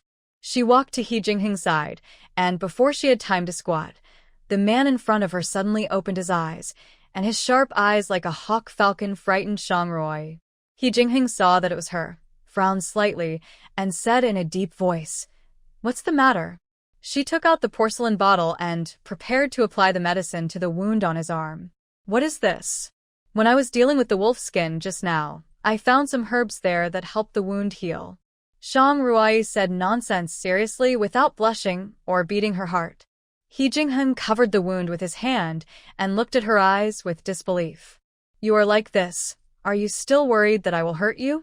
Zhang Ruai lifted her sleeves to reveal the wound on her arm that was scratched by a branch and dripped the medicine on it. See? "I have already tested the poison on myself, Your Highness." Zhang Ruai rolled her eyes. If she had known this, she would have ignored him. Her kindness was taken for granted. This time, He Jingheng did not stop him. Looking at her skillful way of applying medicine to herself, he asked softly, "Do you know medical skills?" Zhang Ruai nodded. Yes. Not only does he know, but he is also proficient in it. She looked at He Jingheng's hesitant look and smiled. "You don't want to ask. How can you, a lady from a prime minister's family, know medical skills?"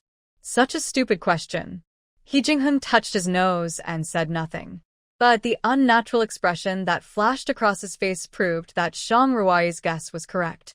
Long illness makes a good doctor. I wonder if your highness has ever heard this saying? Shang Ruai sneered. What kind of life do you think I, an unpopular second lady, can live under the care of the eldest lady? If my mother was favored, it would be fine. At least life would be better, but my mother is a stain in Shang Nian's eyes. He Jingheng understood. Many people know that Shang Nian was once a poor scholar, and later he passed the imperial examination and entered the court. If it weren't for Shang Ruo's grandfather's help over the years, he would never have been able to become the prime minister. A first-rank prime minister, he relied on a concubine to get to where he is today. If this word got out, who wouldn't laugh at him behind his back? As the medicine seeped into the flesh, the pain in his body slowly subsided. He Jingheng looked at the porcelain bottle in her hand and couldn't help but doubt. What kind of herb has such a magical effect on relieving pain? Shang Ruai frowned and looked at the whip wound on his arm and said in a deep voice, "Is there any more on your back?" He Jingheng smiled. "Not afraid? Why should I be afraid?" Shang Ruai said lightly, "What's this little injury? I have seen countless corpses and broken arms in my previous life. These are just some whip wounds. What's so scary about them?" But these words did not sound the same to He Jingheng. He frowned, and his voice was a little angry. "The lady of the Prime Minister's mansion, has she ever used private punishment on you?" Shang Ruai was stunned, and after thinking for a while, she said, "I guess so. Not letting the servants give her food can also be considered as torture." He Jingheng's eyes became extremely dangerous. What a Prime Minister's mansion, what a Shang Nian, they are really great. Looking at the criss-crossing whip marks on his back, Shang Ruai was a little frightened. It was not because the injuries looked scary, but because this man, with such serious injuries, his entire back was soaked in blood. He did not make a sound. Not only that, he could kill the Wolf King with one move. This man is really scary. Shang Ruai applied the medicine to him. The medicine was clear and cool. He Jingheng felt that the wound was not so painful instantly. "What kind of herbal juice is this?" Shang Ruai smiled and said, "It's an exclusive secret recipe, passed down to girls, not boys." He Jingheng. He felt that he had asked this question unnecessarily. She put her hand on the knee of his left leg, exerted a little force, and heard a painful groan from his mouth. "What for?" He Jingheng suddenly grabbed her wrist. Beads of sweat dripped from his forehead. Was this woman taking revenge on him? "Your leg hasn't healed yet after the first break, and it's broken again. If it's not connected, I'm afraid you will really become disabled." Shang Ruai was silent for a moment, and there was a slight smile on her face. "If the prince doesn't mind, then I naturally don't mind either. Anyway, they will be divorced in the future. Now she is willing to help him heal his injuries, just because she doesn't want a loyal person to die in vain on the road to exile, nor does she want the foolish monarch and the treacherous ministers to be too proud. Can you set bones?" He Jingheng showed a surprised expression. "I can, but my technique is not good. If I hurt the prince, don't blame me." She whispered. "It hurts a little, but the prince has to bear it." She held his leg with one hand and his knee with the other hand. With a click, the leg bone that had been dislocated and broken was connected. He Jingheng raised his eyebrows slightly. Didn't he say it was painful?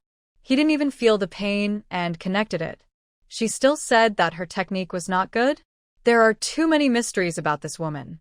The next morning, as soon as the city gate was opened, they were escorted by the officials to the city gate. The second branch of the He family had not eaten for a day and a night, and they were already hungry. They had to travel at dawn and they felt dizzy. Although the old princess didn't like Zhang, she still loved her son, grandson, and granddaughter-in-law. She was a little dissatisfied with Shang Ruai's behavior yesterday. "Ruai, if the officials give you food again today, don't forget your second uncle's family," the old princess said in a deep voice. "How can we travel without eating for a day and a night? If we are slow, we will inevitably suffer physical pain." Shang Ruai nodded and said with a smile, "It's not that I didn't give it to you yesterday. You also heard what the second aunt said. If something bad happens to you after eating, I can't bear the responsibility." After hearing her words, the old princess couldn't help but blame Zhang. If it weren't for her, would her son and grandson be hungry? Lin ate her barbecue yesterday. As the saying goes, a man who eats someone's food should be grateful. When she saw Zhang Ruai again today, her attitude was obviously much better. Zhang rolled her eyes at her from a distance. Zhang Ruai didn't get angry when she saw it. No matter how much she glared at him, she wouldn't lose a piece of meat, but she had various ways to prevent them from eating meat. After leaving the ruined temple, Zhang Ruai picked up a few dead branches on the ground and fixed He Jingheng's leg that had just been connected. He Yuni followed behind her, watching all this, and felt more and more sorry for the sister-in-law. Admiration. She can cook and has courage. When the wild wolves attacked yesterday, she saw Zhang Ruai standing in front of them. Now she also knows medical skills. Her sister-in-law is too amazing. Zhang Ruai didn't know that she had gained a little fangirl unknowingly. Everyone came to the city gate. The officials greeted the soldiers guarding the city gate and led the prisoners into the city. When the He family walked through the city gate, the soldiers guarding the city couldn't help but tighten their hands holding the knives, and their eyes were full of anger. He Jingheng glanced at them lightly and lowered his eyelids. When they walked away, a soldier came over, said in a deep voice, "The prince is so badly injured. Dog Emperor. Boss, otherwise we will deal with those officials. Bring the prince out, and we will rebel." As soon as the voice fell, a slap was slapped on his head. "Shut up, boss. The prince is so injured. If he continues like this, he will die." The man said coldly, "Do you think I don't want to rebel? What to rebel with? Didn't you see the prince's actions just now? Let's not act rashly." But. Okay, let's wait for the news from Yunwei. After getting the documents for passing the city, they prepared to leave here. There is a big mountain behind the city, and they have to go around the mountain to enter the next city. Zhang Ruai looked at the shoes on everyone's feet. They walked in the capital every day, and they went out in sedan chairs and carriages. They didn't need such thick soles at all, but wearing such shoes, they couldn't climb the mountain at all. Zhang Ruai walked up to the official and said with a smile, "Sir, I see some stalls ahead. We will need a lot of condiments to cook along the way. Why don't we buy some?" The official was about to refuse, but she took out a gold bracelet and stuffed it into his hand like a magic trick and said softly, "This is what my father left for me to keep. Please accept it, sir." "Tisk, it's not light." The official smiled and said, "Then the money for buying condiments." "Of course I'll take it." Zhang Ruai changed the subject, "But I also want to buy some things, is it okay?" The official thought for a while and said, "That's fine, but not too much." "Of course." The official helped her unlock the shackles, handed her a robe, and asked her to put it on to cover the prison uniform. "You have 1 stick of incense." Upon hearing this, Zhang Ruai hurried to the market in the city. She came to the stall selling condiments and bought out all the condiments needed for cooking. Then she went to the garment shop and bought a lot of cloth, needles and thread and cotton. She went to the shoe shop and bought soles and uppers. She went to the seed shop and bought a lot of vegetable and fruit seeds, ready to plant them in the space to increase the variety of fruits and vegetables. When passing by a bun stall, she bought a lot of meat buns. She looked at a large bag of things and put them all into an alley. When no one was around, she put them all into the space, leaving only the condiments and a small package. If she took out something, she could pretend to take it from the small package. Otherwise, how could she create clothes and shoes out of thin air? Seeing that the time was about to run out, she hurried out of the city. The officers waiting there saw that she hadn't come back yet, so they whispered, "This He family. Wouldn't she run away by herself?" "She wouldn't dare." One of the officers said in a deep voice, "If she runs away, we will take action against the He family." Zhang's face turned pale, and she said to He Ningen in a trembling voice, "This Jinx didn't leave us and run away by herself. I don't think she is a good thing. If she really runs away, what should we do?" Aunt Zhao heard it and echoed, "That little witch must have run away by herself. How could she, a white-eyed wolf, care about her life or death?" As soon as the voice fell, a broken branch was seen inserted directly at her feet. It was 3 inches into the ground. Everyone looked at the broken branch and dared not speak. You know, He Jingheng is a famous young general who is invincible on the battlefield. Even though his legs are broken now, his internal strength is still there. Not to mention this broken branch, even a leaf can become a murderous weapon in his hands. Zhang heard this and said in disbelief, Jingheng, are you going to attack your family for that woman? Jingheng glanced at her coldly. That woman? It's the second daughter of the Prime Minister's family. The woman that my second aunt mentioned, the second daughter of a concubine, is my legitimate wife, Jingheng, who was married after 3 letters and 6 engagements. How could she be so unbearable in my second aunt's mouth? Humph, if it weren't for her father, how could we have fallen to this point today? Zhang said coldly, we're the most prosperous family besides the royal family. After Zhang's words fell, everyone in the He family fell into deep thought. Yes, their Dinghua Palace is the most powerful family besides the royal family. Not to mention the bloodline and status. Just from the strength, the Dinghua Palace has 80,000 troops. Just based on this point, the emperor will not be able to sleep at night. Yes, it is the most prosperous family. The emperor must get rid of those who are too successful. Therefore, no matter who marries here, the Dinghua Palace will end up like this. Jingheng looked at Shang Ruai, who was running here quickly, and a barely noticeable smile appeared on the corner of his lips. If she was the one who married here, it would seem not bad. Shang Ruai opened the package and handed it to the official for inspection. No problem. The official threw the package to her. Just the right time. Shang Ruai took out a few buns and handed them to the official. You are quite sensible. The official's attitude towards her was much better than yesterday. Shang Ruai smiled. As the saying goes, it's easy to see the king of Hades, but it's hard to deal with the little devils. If this kind of official is not handled clearly, he will definitely trip them up on the way to exile. Shang Ruai opened the package, and the aroma of the meat buns stimulated everyone's taste buds.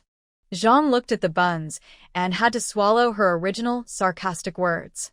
If she offended her again, the buns would probably fly away again today. At this time, a man in the exile team walked up to Shang Ruai and said, Girl, can you give me one of these buns? I'm so hungry. Shang Ruai paused while she was dividing the buns, looked at him, shook her head and said, We don't have enough buns to share. You have so many buns.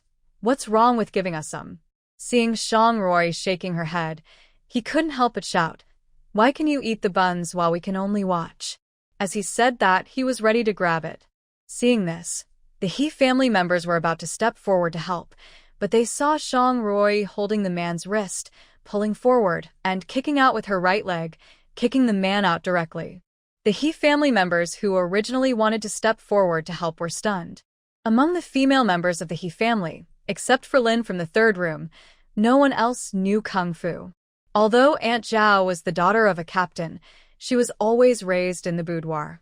Suddenly seeing her such a clean and neat kicking method, they were all shocked for a moment. Yuni's eyes widened. I didn't expect her sister-in-law's Kung Fu to be so powerful. I really don't know what can be difficult for her. Lin looked at her hand and foot Kung Fu, and she was surprised. An indescribable emotion arose. After marrying into the He family, she changed from a female general wielding swords and guns to a woman in seclusion. She never went to the training ground again. Suddenly seeing her skills, it was like seeing herself when she was young. And those who were eager to come to the He family to rob things also quietly stopped thinking. Zhang looked at the man who was thrown away and tightened the bun in her hand. She never expected that Shang Ruai could actually know Kung Fu. She said that to her yesterday. She wouldn't be deliberately retaliating against her, right? The officials ate the buns, looked at the man lying on the ground, snorted coldly, and ignored him. After all, it was normal for a few people to die during the exile. If they had to choose, they would certainly help the one who could bring them benefits. Whoever dares to rob again, he will be an example, but next time, he won't be as lucky as him. Shang Ruai took a bun and walked to the child who had been treated before, squatted down, and whispered, Are you hungry? The little boy nodded, timidly. Shang Ruai handed him the bun. Eat it. The woman holding the child looked up at her in surprise when she heard this. Benefactor, is this really for us? Shang Ruai nodded. Thank you, benefactor. Thank you, benefactor. The woman took the buns with many thanks, and took her son to kneel down and kowtow to Shang Ruai. No need for that. Shang Ruai said in a low voice. We are an orphan and a widow, and we thought we would die on the road of exile. When Zhang saw that she gave the buns to an unrelated woman, she curled her lips and said, There is only so much food in total, and you give it to outsiders. I really don't know what's going on in your mind. I found these buns, and I will give them to whoever I want. If my second aunt has any objections, you can solve the food of your second room next time. Shang Ruai sneered and said, You eat and drink for free, and you are still pointing fingers here. With this, you still have the nerve to say that you are the daughter of the Prime Minister's mansion? You are really uneducated and don't know the difference between the old and the young. He Jinghe stood up and pointed at her angrily. Is this what Lord Shang taught you? Shang Ruai looked at his brainless look and said in a cold voice, You should be thankful that I didn't learn what he taught me. Otherwise, do you think you would still be alive to talk to me here? When it comes to quarreling, how could He Jinghe be Shang Ruai's opponent? Speaking of upbringing, I don't think your upbringing is that good. Shang Ruai took a bite of the bun. It is said that one should remember the well digger when drinking water. This bun was obviously given to you by me, but not only are you ungrateful, you also talk like this. This is the first point. Second, I am your brother and sister-in-law after all. Is this your attitude when talking to your sister-in-law? How can someone like you have the face to question other people's upbringing? She sighed and said, If Grandma wasn't afraid that you would starve to death, do you think I would share it with you? Don't flatter yourself.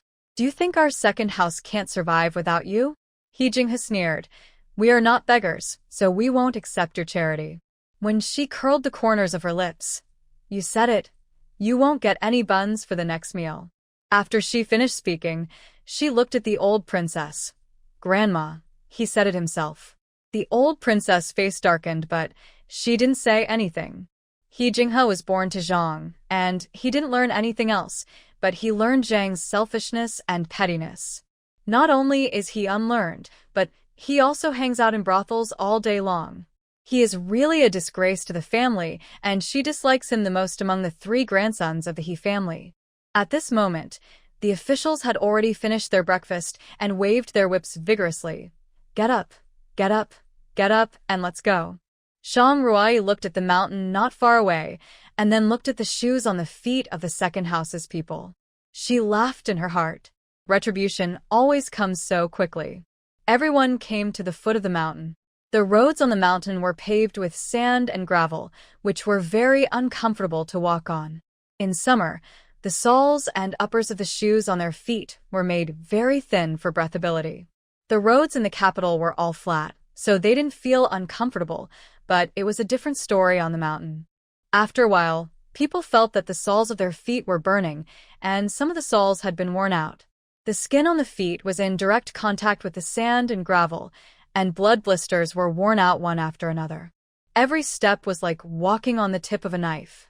People complained bitterly, but the soles of the official boots on the feet of the officials were very thick, and walking on the sand and gravel was not affected at all. Seeing that the pace of the crowd was getting slower and slower, he raised the whip from behind and whipped the last few people. Hurry up! What are you dawdling for? The few people walking at the back were wearing straw sandals, which had long been worn out. The blisters on the soles of their feet had long been worn out, leaving many bloodstains along the way. The people in Dinghua Palace were not much better. Mom, how are your feet? Qin supported the old princess and asked softly. The old princess' face was pale. Although there were no blisters, the sand and stones hurt her feet, and now her feet were burning with pain. The old princess shook her head and could not hold on any longer. More and more prisoners were unable to walk. At this moment, the official walking in front suddenly stopped and looked at the cliff in front of him, which was more than 2 meters wide, with a frown.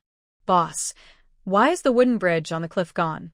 It is said that there was an earthquake some time ago. It is estimated that it was broken at that time. We can go around from the back, but the road there is rugged and difficult to walk, and it will take a lot of effort. The leading official thought for a while and said in a deep voice, In that case, let's take a detour. He looked at the time, it was already noon. Let's have lunch here before leaving. They opened the boxes of food, which were nothing more than those brown rice cakes. Zhang Ruoyi took out the cold buns and distributed some to the officials. The few left were not enough for the people in Dingwa Palace. But if the second house was kicked out, there would be just one bun for each person. Zhang Ruoyi distributed the buns per person, and there was really not a single one left. The people in the second house smelled the fragrance of the buns, looked at the dry cakes distributed by the officials in their hands, and found it even harder to swallow. He Ningen snorted coldly and said, "I say, eldest wife, where are our buns? Second uncle, you are really a forgetful person. Didn't your son say that he would not eat charity?" Zhang Ruoyi smiled. "Then you and your aunt will be self-reliant. Besides, we don't have enough to go around. So how can there be extra buns for you?" "Zhang Ruoyi, don't go too far," He Jinghe said loudly. "I didn't expect you to hold a grudge like this. You are really petty." "That's right. I always thought that the girls from the Prime Minister's mansion must be well-mannered." Zhang curled her lips. "She is not as good as my daughter-in-law who comes from a small family." Xiao paused in eating the cake and glanced coldly at her complaining mother-in-law. Zhang Ruoyi sneered and finished the last bite of the bun. "I made it very clear in the morning. From today on, the food I brought back, even if there is any left over, even if I give it to others, it has nothing to do with you." "Mother, listen to what Jingheng's daughter-in-law said," He Ningen said in a deep voice. "Is there anyone who speaks to the elders like this?" The old lady took a bite of the bun and glanced at him. "Elders should act like elders. These things were obviously brought back by Ruoyi, but you guys didn't say a word of thanks? Is this what I teach you on weekdays?" Zhang Ruoyi was very happy to hear that. She knew that the old princess was very clear-headed. He Ningen blushed, lowered his head, and said nothing. Zhang Ruoyi took out an insole and put it in her shoes. There was not enough time to make shoes, but adding 2 layers of insoles would make them much more comfortable. The He family members were delighted to see her actions. In this way, they could avoid some physical pain. "Ruoyi, do we all have these insoles?" Qin stepped forward and asked softly, "Can you give me a few more pairs?" Zhang Ruoyi nodded. Although they are not as good as shoes, they are still useful as insoles. At this moment, a prisoner walked up to her and said flatteringly, "Can you sell me a few pairs? What do you want to buy them with?" He took out a silver bracelet from his arms. "This is my wife's bracelet. I wonder if I can exchange it for a few pairs?" Zhang Ruoyi shook the bracelet, which was quite heavy. She took out 4 pairs of insoles from her bag, 2 pairs for men and 2 pairs for women. "Want to exchange?" "Exchange, exchange, exchange." He hurriedly took the insoles and returned to his seat.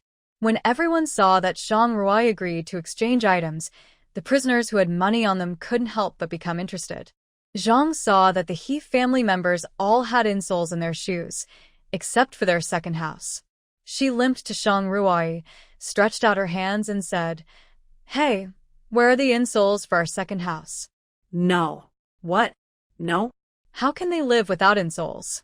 The mountain road is steep, and there are sharp stones everywhere. If you are not careful, your feet will be scratched and bleeding. Before you get down the mountain, your feet will be crippled. Zhang Ruoyi.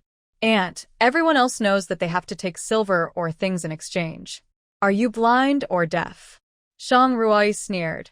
"Or are you used to eating for free and asking for money?" Zhang Ruoyi. "Is this how you talk to your elders?" "Aunt, don't let those elders or non-elders come to pressure me. We are all on the way to exile. Who is not a clay Buddha crossing the river and can't save himself?" Zhang Ruoyi just finished speaking, and heard Lin from the 3rd room smiled and said, "Wife Jingheng, I want a few more pairs of insoles. Do you think this is feasible to exchange?" She took out a pair of gold earrings. "I don't have anything good, you take a look." Zhang knew that Lin did this on purpose. She has always been at odds with her, and she wants to use everything to make things difficult for her. "Third aunt, you are polite. We are all family. What's the point of exchanging?" After that, she took out a few pairs of insoles from the package and gave them to her. "I have a lot here. If aunt needs them, you can come and get them. In that case, thank you very much." Lin smiled, looked at Zhang proudly, and turned back to her seat. Seeing this, Zhang was so angry that she trembled all over. He Jingheng looked at her package suspiciously. How could this small package hold so many insoles?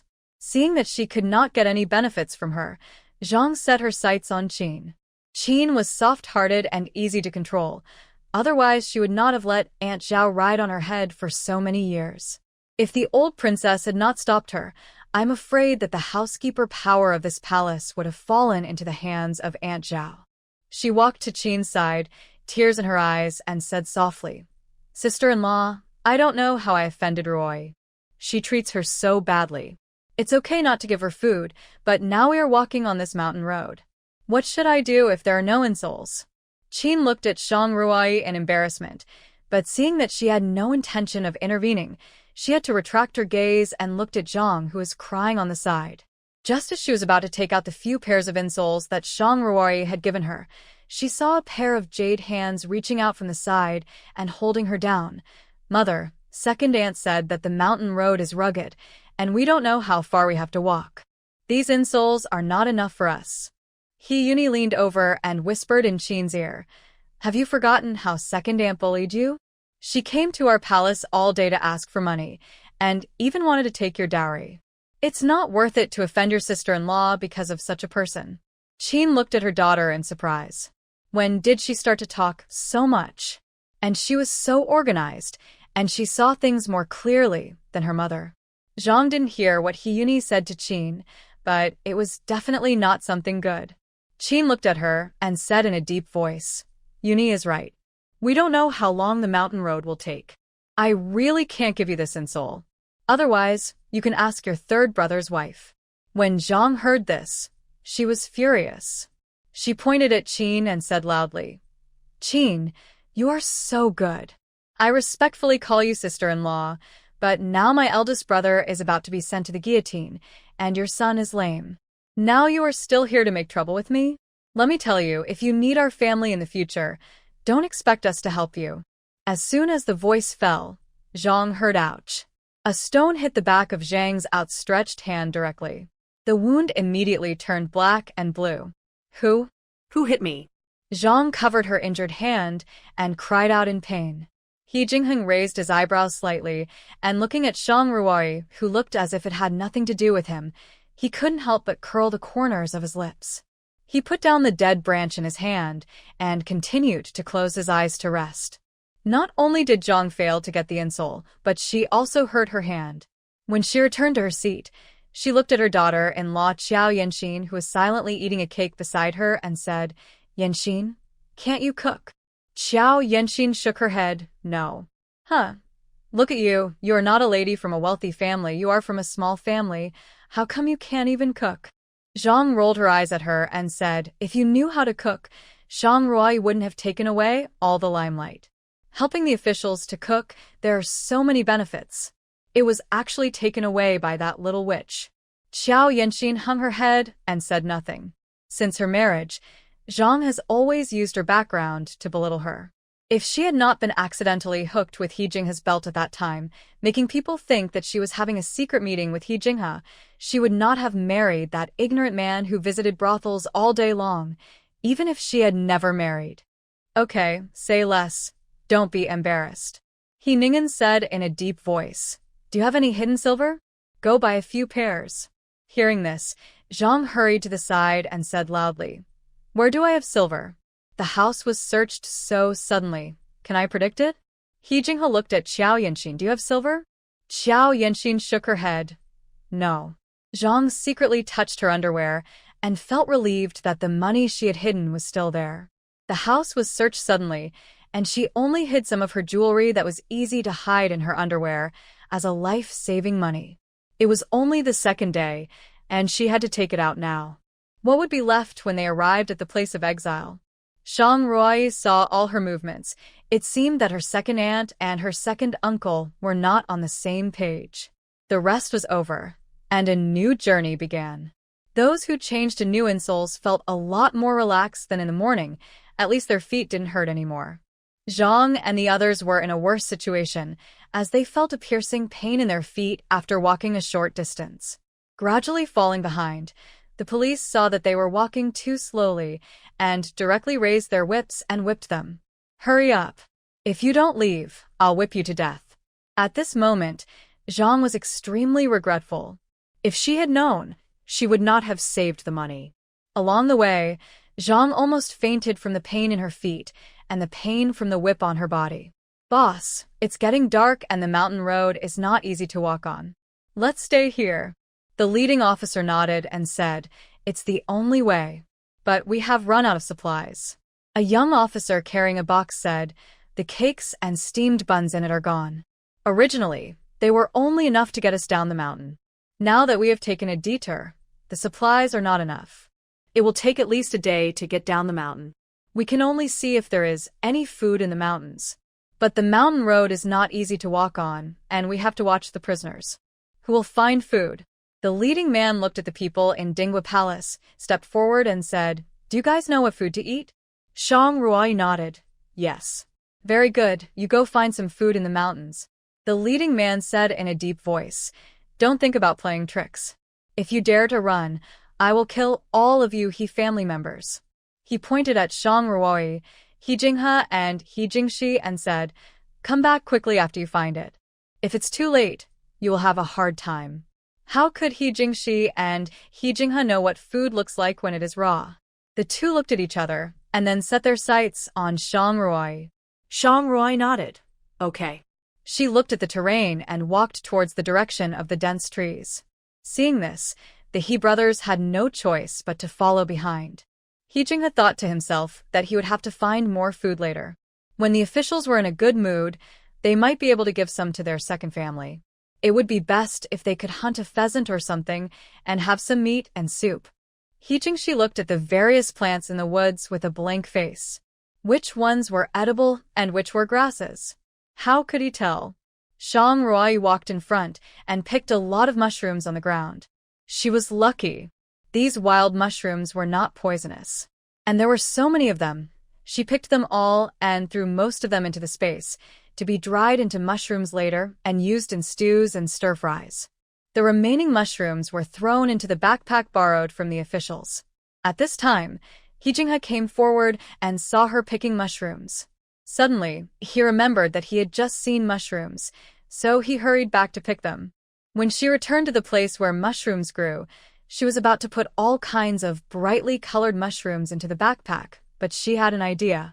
The color of these mushrooms looked much brighter than the one Shang Ruai had just picked, and they must be much more delicious than hers. She couldn't give them all to the officials. So, he picked out the most colorful mushrooms in the backpack and hid them in his clothes. Shang Ruai felt a little tail behind her, turned around, and saw that it was He Jingshi. What's the matter? I don't know what these things are. I thought I'd follow you and pick whatever you pick. He Jingshi said embarrassedly, I can't go back empty-handed. Shang Ruai gave him half of the mushrooms in her hand and continued to move forward. He looked at the mushrooms in his hand, then at her back. It seemed that Shang Ruai was indeed different from her prime minister father. Shang Ruai walked in front with a few pebbles in her hand. She observed that the bushes and grass in this forest were dense, and there might be animals like rabbits. At this moment, a shadow passed by, and Shang Ruai threw the stone out quickly. It turned out to be a little rabbit. She was very measured in her actions and only knocked it unconscious. She walked forward and took the rabbit in her hand. She was stunned. This rabbit seemed to have a baby. She touched her nose and took the rabbit into the space while no one was around. After walking forward for a while, a pheasant flew into her sight. Shang Ruai threw the stone out, and this time she threw it with a little more force, and the pheasant died. It was just right to use this pheasant to stew mushrooms. It must be extremely delicious. At this time, it was already dark. Shang Ruai was walking back with a pheasant, and she happened to meet He Jingshi. In addition to the mushrooms just now, he also had two round things in his hand. When he got closer, he saw that they were potatoes. Where did you find these potatoes? He pointed to the depression not far away. I accidentally fell down just now and saw a few plants. I didn't know if they were edible, so I wanted to pick them and ask you. As a result, I pulled them out and saw that there were two fruits, so I took them all. Shang Ruai heard this and hurried towards the depression. Her eyes lit up. She walked up quickly and dug out the potatoes. There were more than 20 of them. The largest one was as big as a man's fist. She took advantage of darkness and collected several potato seedlings into the space. If they were planted in the fields of the space, they might grow bigger. When the two of them went back with the food they found, He Jinghe had not returned yet. The officials saw that there were only the two of them and frowned. "Where is He Jinghe?" "We separated after entering the woods." Aunt Zhao was horrified when she heard this. That prodigal son may have run away. Oh, this one. Seeing her cursing her son like this, Zhang hurried forward regardless of the pain in her feet and slapped Aunt Zhao twice. "You, your aunt and concubine. How dare you curse my son? Who do you think you are?" Aunt Zhao was not someone who would suffer a loss. She was hit because she was not paying attention just now. Now that she reacted, she stood up immediately. "You dare to hit me? Why don't I dare to hit you? She is just a concubine. Why can't I hit her?" Zhang said coldly. "I am the principal wife. What's wrong with being a concubine? Even if she is a concubine, she is the prince's concubine, and she is far away from your mansion. Why do you hit me?" Aunt Zhao also got angry, raised her hand, and slapped Zhang twice. Zhang has been the mistress of the house since she married into the He family. How could she be beaten? Now she was beaten by a concubine. How could she swallow this breath? She rushed to Aunt Zhao like crazy, and the two women wrestled together. Aunt Zhao was taller than Zhang, and she used insoles when walking on the mountain road. She had eaten much better than Zhang and others in the past few days, so her physical strength was naturally better. When the two were pulled apart, their hair was scattered, and there were scars of varying degrees on their faces. Zhang's condition was particularly serious, with one side of her face swollen. Fights were too common in the exile team, and the officials just watched and stopped caring when they saw that no one was killed. Seeing He Jingshi holding a pheasant in his hand, the officials were overjoyed and patted He Jingshi on the shoulder. "I didn't expect you to have such skills. It seems that all the food on the road to exile can be left to you." He Jingshi smiled bitterly. It was a fluke. He Jingheng looked at the wound on the pheasant and saw that it was killed by a single. How could He Jingshi do this? It was difficult for him to hold a knife on weekdays. He set his eyes on Shang Ruai. This pheasant must have been the work of this woman. He moved his broken leg before. It had only been one day, and he could move it lightly. It should not take long before he could move freely, but he looked at the other leg. Shang Ruai said that the tendons of her leg were cut, and it would be difficult to recover. He couldn't help getting irritable at the thought of spending the rest of his life in a wheelchair. At this time, a jade hand handed over a water bag. "Drink some." He Jingheng took the water bag. "Thank you. How is your leg? Can you feel it?" He Jingheng raised his eyebrows. "Your medical skills seem to be really poor." "I can't feel anything in my leg." "What? How is that possible?" Shang Ruai squatted down, put her hand on his knee, tapped it gently a few times, and asked softly, "No feeling yet?" Enduring the tingling feeling, He Jingheng gritted his teeth and shook his head. "No. There's nothing wrong with what I received." She pressed on his knee a few times and murmured, "It feels fine to the touch." Just then, He Jingshi came over. "Sister-in-law, the pot you asked me to watch is smoking." Shang Ruai looked at the pot and said speechlessly, "That's steam, not smoke." It scared me. She stood up and walked towards the makeshift stove. He Jingheng felt as if he had been pardoned. If she pressed a few more times, she would not be able to hold back any longer. At the same time, a feeling of emptiness lingered in her heart for no reason. He looked at He Jingshi with a cold gaze, thinking, a guy who is more likely to cause trouble than to accomplish anything. Yuntian and Yunqi, who were hiding in the dark, saw this scene and swallowed hard. "Prince, you actually let a woman get close to you." "I saw it, and it's Shangyan's daughter. The prince has made too many sacrifices to find the truth, and he even sold his body." Yuntian sighed, "Our high and mighty master. He has fallen to this point, tut tut tut." Yunqi glanced at him.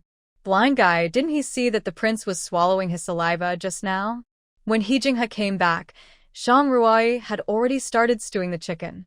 He put the colorful mushrooms on the table, raised his chin, and said self-importantly, "Look at the mushrooms I picked, and then look at the ones you picked, the taller the shorter." Zhang Ruai looked at the mushrooms he picked, each one more colorful and poisonous than the other, and sneered, "Your mushrooms are inedible." "Inedible? Why not?" He Jinghe said loudly, "I think you did it on purpose, trying to steal the credit from me." "Don't say such unpleasant things. No one wants to steal the credit from you." She didn't want to care at first, but she was afraid that if someone really died, the officials would blame them. After all, if the journey was delayed because of their family, the officials' whips would not recognize anyone. She stepped forward and said, "This mushroom is poisonous. I'm afraid you will see your ancestors if you eat it." As soon as she finished speaking, Zhang stepped forward and said sternly, "You are ignorant. You just can't stand others being better than you." Zhang Ruai really wanted to slap her twice. "Okay, I've said everything. If you don't listen, there's nothing I can do." Zhang looked at the mushrooms her son had picked. It seemed that she had never eaten such bright ones. "Son, it's not that I doubt you. I don't know if this thing can be eaten. Why don't you let your wife taste it first?" He Jinghe couldn't make up his mind for a while after hearing Zhang Ruai's words. Now Zhang's words made his eyes light up. "That's right. Wouldn't it be better to let Xiao test the poison? If she ate it and nothing happened, it means that the mushroom is edible." Xiao Yanxin sat aside and listened to the conversation between the two. I really didn't expect that the mother and son would have such a vicious mind. After a while, He Jinghe came over with mushrooms. "Yanxin, these are the mushrooms I picked, try them." Xiao Yanxin picked one out of the bunch. "This is it." He Jinghe looked at the red mushroom in her hand and nodded. The color was quite bright, and he thought it would be possible to test it. He never expected that in his bag full of mushrooms, only this red mushroom was non-toxic. Xiao Yanxi knew these mushrooms, so she took the only one that was not poisonous. With the permission of the official, He Jinghe added spring water to the broken clay pot he picked up and prepared to cook the mushrooms. Zhang Ruai was busy in front of the stove, and soon the aroma of chicken mushrooms floated out. The prisoners had been walking all day and were very hungry, but they had no supplies. They drooled at the smell of the chicken soup. The young official walked to the stove with a smile on his face. "I'm in for a treat tonight. I didn't expect your cooking skills are so good." Zhang Ruai smiled. "Thank you for not minding me, gentlemen. How can my cooking skills be considered good enough?" He Jingheng frowned as he looked at the officer circling around Zhang Ruai. He picked up a stone from the ground and threw it at his head. The stone, with internal force, hit him on the forehead. Ouch! "It hurts." Where did the stone come from? He looked around. The prisoners were all sitting there, and there was no sign of fighting. At this time, the leading officer came over, looked at his head, and glanced at He Jingheng with a subtle look in his eyes. "Boss, there is some evil force in this place. How come a stone flew over out of thin air?" "What evil force? Is it because you don't have a brain?" He kicked him. "Come here." Whose wife dares to think about it? Is he tired of living or what? The Dinghua Palace is in decline. It can be said that it has been uprooted, but the people in Dinghua Palace have not been sentenced to beheading. They're just exiled. As long as people are alive, they may turn the tide. Especially the people in Dinghua Palace. He doesn't believe that a general who once commanded 1,000,000 troops would be defeated so easily. This is also the reason why His Royal Highness the Crown Prince specifically instructed to make them suffer on the way to exile, but he gave them some convenience from time to time. As the aroma of chicken mushrooms became stronger and stronger, everyone's gluttony was aroused. He Jinghe kept urging Xiao to cook the mushrooms quickly. Xiao boiled the water in the clay pot and threw in only her own mushroom. "What's wrong with you? Why are you only cooking one?" Zhang pinched her arm fiercely. "Why, don't you want to bring our share?" Xiao Yanxin tried hard to hold back her tears and whispered, "The clay pot is too small. If I cook too much, I don't know when I can finish it. I'll cook mine first and taste it. If it's good, I'll continue cooking." "Humph, that's better." Zhang glared at her, turned and left. Xiao Yanxin clenched her fists and kept telling herself to be patient, just be patient. Zhang Ruai brought the chicken and mushrooms to the officials. She wanted to take the roasted potatoes from the fire back to share with the He family, but unexpectedly the leading official whispered, "I see there's still some chicken soup in the pot. You can take it and share it." Zhang Ruai's eyes lit up. In that case, she could add a little more spiritual spring water to it, boil a big pot, and give each person a bowl. After she boiled the chicken soup, she washed the clay pot she picked up and filled it with soup. Just in time, everyone in the He family had eaten it. She took out the potatoes, and the fragrant roasted potatoes made people salivate. Even the officials who had just eaten their fill ordered another roasted potato each. "Your cooking skills are really good." The leading official smiled and said, "It's not worse than the Taixianglu in the capital." Seeing that her cooking skills had conquered these officials, Zhang Ruai knew that the time was ripe, and she smiled and said, "Sir Zhang, I have a request." "You say." "When I cook for you in the future, can I also make some of our dishes as well? It will definitely not delay our journey. My grandmother is old and in poor health. If she gets sick again, it may really delay our journey. In Tianshan, if one fails to arrive at the place of exile on time, not only the prisoners will be punished, but the officials will also be implicated." "Okay, but you have to find the ingredients yourself." "Don't worry." I didn't expect that this woman would dare to negotiate with the officials. He Jingheng drank the chicken soup in his hand. Wow, the cooking skills are really good. Qiao Yinxin's mushrooms were cooked, and after eating, there was no reaction after waiting for a long time. He Jinghe felt relieved when he saw this. "Dad and Mom, these mushrooms are definitely not poisonous." Zhang Ruai, that woman, just said that on purpose to scare us. He Ningen frowned slightly. He was a man and naturally didn't understand those things in the kitchen. He ate whatever the cook cooked every day, but the color of this mushroom was so bright that he really didn't dare to eat it. Qin drank chicken soup and ate baked potatoes. She sighed, "I never thought these things were so delicious before." He nodded. "Yes, but it's also because my sister-in-law has good skills to make such simple ingredients so delicious." The other prisoners couldn't help but envy the He family for being able to eat such delicious food. It would be great if they could become a member of the He family. The woman who accepted the food from Zhang Ruai before seemed to have made some decision. She looked at her firmly. The next moment, she walked to Zhang Ruai with her child in her arms and knelt at her feet with a plop. "Madam, I am willing to be your servant, and I only ask you to give me some food. But I don't lack servants, and there is nothing I need to take care of now. A helper is always needed along the way. I can do everything. Really, as long as you are willing to give me some food, I cannot eat, as long as I give my child a bite of food." She hugged her son tightly in her arms and said tearfully, "My child has suffered with me since he was born and has never had a full meal. Please be kind and take us in." Zhang Ruai looked at her and sighed. "The child is innocent, that's all. My grandmother needs a servant to take care of her, so you can stay." The woman was overjoyed when she heard this. "Thank you, madam. Thank you, madam." Zhang Ruai took out 2 baked potatoes and gave them to her. "There is no chicken soup. Have this." "Thank you, madam." "Don't call me madam, just call me mother." The word madam sounded very old to her ears. When the woman heard it, she hurriedly said, "I know, young madam." Zhang Ruai. Since then, Aunt Li and her son Fuzi have officially become a member of the He family. After Aunt Li came, Qin and Lin from the 3rd room felt a lot more relaxed. After all, they were the ones who took care of them these days. Qin walked to Zhang Ruai and asked in a low voice, "Ruai, can we eat the food? There are so many people in our family, and now Aunt Li and her son are here. After all, food is the most scarce thing along the way." "Mom, don't worry about food." Zhang Ruai looked at the food in the space and knew that there would be no problem in feeding the whole family. At this moment, 2 wails were heard suddenly. "Ouch! Ouch!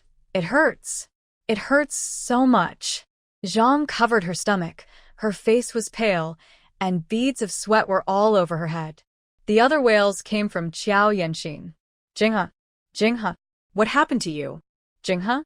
It turned out that Zhang and He Jinghe had eaten poisonous mushrooms and were now poisoned. Zhang ate less, so except for the pain, At least she was still conscious. But He Jingheng fainted because he ate too much. The officials heard the voice and hurried over. What's going on? Sir, my mother-in-law and husband became like this after eating mushrooms. Xiao Yanxin had tear marks on her face, and she looked shocked and scared. It's good that they didn't die directly from eating poisonous mushrooms. The officials sneered. Whether you can survive depends on fate. We don't have an antidote. The officer ignored her and turned away. Shang Ruai curled her lips, lay down directly, closed her eyes, and rested. She had seen those mushrooms before. Although they were poisonous, they were not fatal. They would only cause trouble for a few days. After an unknown amount of time, Yang's cry of pain slowly disappeared, and He Jinghe was still unconscious. At night, a puff of smoke slowly floated over. Shang Ruai suddenly opened her eyes. Smoke. Just as she was about to get up, she heard a familiar sound of footsteps. This sound seemed to have been heard in the palace. It was the two guards beside He Jingheng. Prince. Two deep voices sounded. What's the matter? Prince, I sent people to look for the prince under the cliff for a long time, but I didn't find any trace of the prince. Yunqi whispered, I suspect that the prince was taken away by someone in the palace.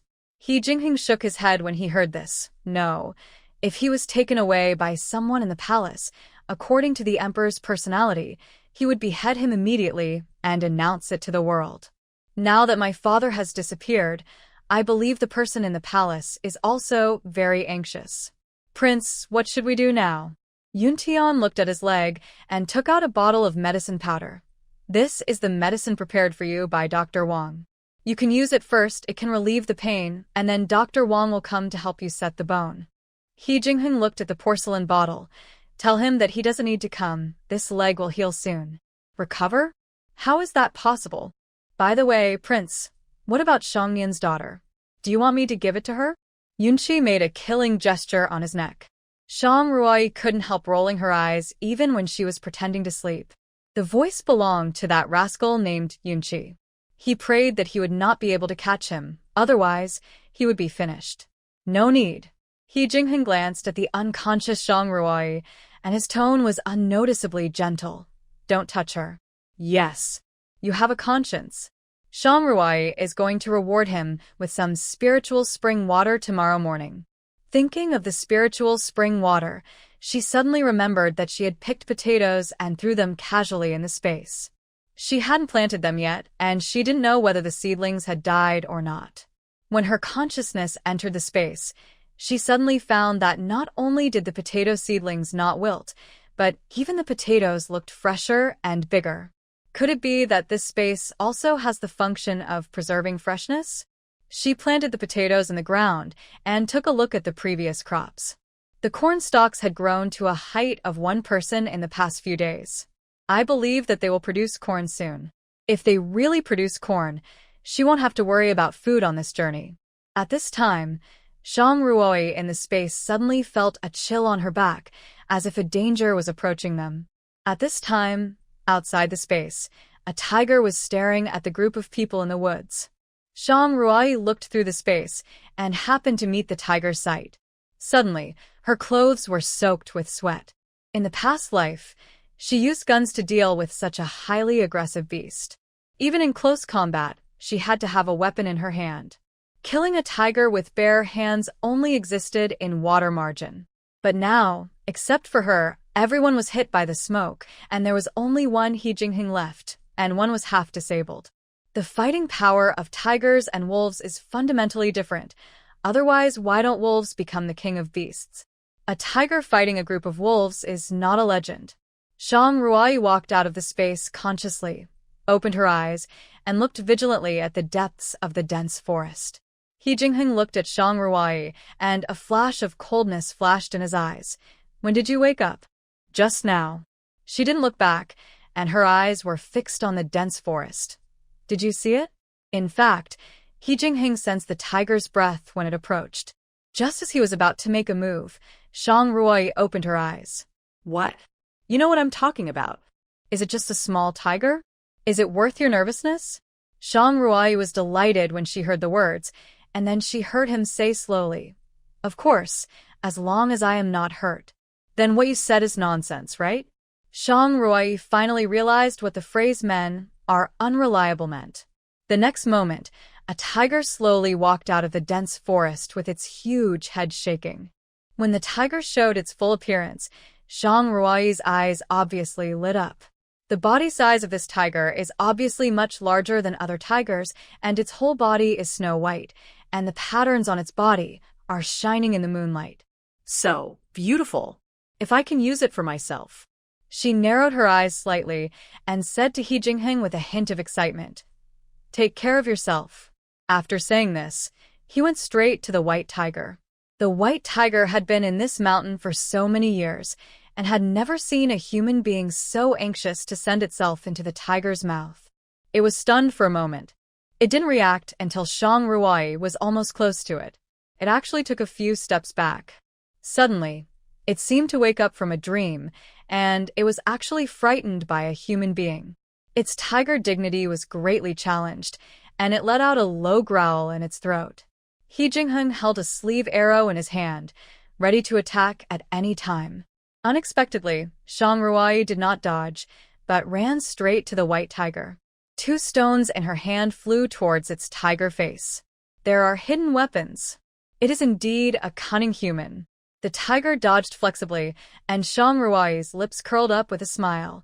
Now, she jumped over the white tiger and jumped into the dense forest. Turning back and smiling, she said, "You can't catch me." The white tiger was slightly angry and actually provoked it. It turned decisively and chased deep into the dense forest. He Jingheng saw this and instantly clenched the sleeve arrow in his hand. It was too late to shoot at the tiger. He watched Zhang Ruai and the tiger gradually disappear. Zhang Ruai ran for a while and turned around. The white tiger was already close at hand. She was panting and saw the white tiger staring at her fiercely. Her physical strength had reached its limit. Although this body had been transformed by the spiritual spring, the defect in endurance could not be compensated. She took out a bowl of spiritual spring water. After taking a big gulp, she felt a little recovered. Zhang Ruai didn't notice that when she took out the spiritual spring, the white tiger's eyes suddenly changed. It licked its lips and stared at the bowl in her hand, or to be more precise, the contents of the bowl. Zhang Ruai threw the bowl in her hand to the side. Before it landed, the white tiger rushed towards the bowl like a sword. It licked the remaining spiritual spring water in the bowl frantically, and the bowl clattered to the ground. Zhang Ruai's eyes darkened. How could the tiger become like a dog? Could it be the spiritual spring water? She took out another bowl and filled it with water. As soon as the spiritual spring water came out, the white tiger looked over again. It was as expected. Zhang Ruai smiled and shook the bowl in her hand. "Do you want a drink?" The white tiger looked at the human in front of him in confusion and nodded slowly. She walked a little closer and accidentally spilled some of the spiritual spring water. The white tiger swept its tail twice and took a few steps forward. Zhang Ruai hurriedly said, "Stop." The white tiger really stopped. She smiled. "Sit down." Although the white tiger hesitated, it sat down after a moment. It was so convenient to tame animals in this way. She moved forward a few steps, and now she was only an arm's length away from the white tiger. She stretched out her hand to the white tiger, and the white tiger looked at her hand in confusion. Zhang Ruai said slowly, "Shake your paw. Shake your paw. Shake your paw." She actually asked him to shake his paw.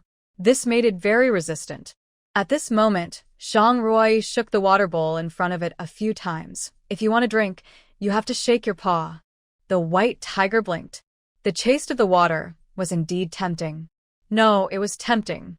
This time, it hesitated for a long time. After all, it was a matter involving the dignity of the tiger. But no matter what happened, it was difficult to change the nature of a foodie. In the end, it handed over its tiger claws. In an instant, the world changed. When it reacted, they were no longer in the dense forest. The white tiger looked at the unfamiliar environment in front of him with a dazed look. Where was its territory? Where was its mountain? Where was its nest? But it smelled so good here. Suddenly, it saw a spring not far away, and its eyes lit up instantly. It quickly ran to the spring and drank. It drank the water directly. When it looked at Shang Ruai again, the vigilance and murderous intent in its eyes disappeared. From today on, you are my tiger. Shang Ruai did not expect to subdue a beast so easily. The white tiger rolled on the grass and suddenly saw a rabbit eating grass in the distance. Just as he was about to chase it, he heard Shang Ruai shouting, "If you dare to eat it, I will stew you at night and drink tiger bone soup." The white tiger was ready to charge, but was frightened by her words and fell to the ground. Shang Ruai walked up to it and patted its head.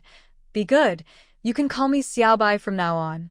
Although it didn't like the name, it didn't dare to resist.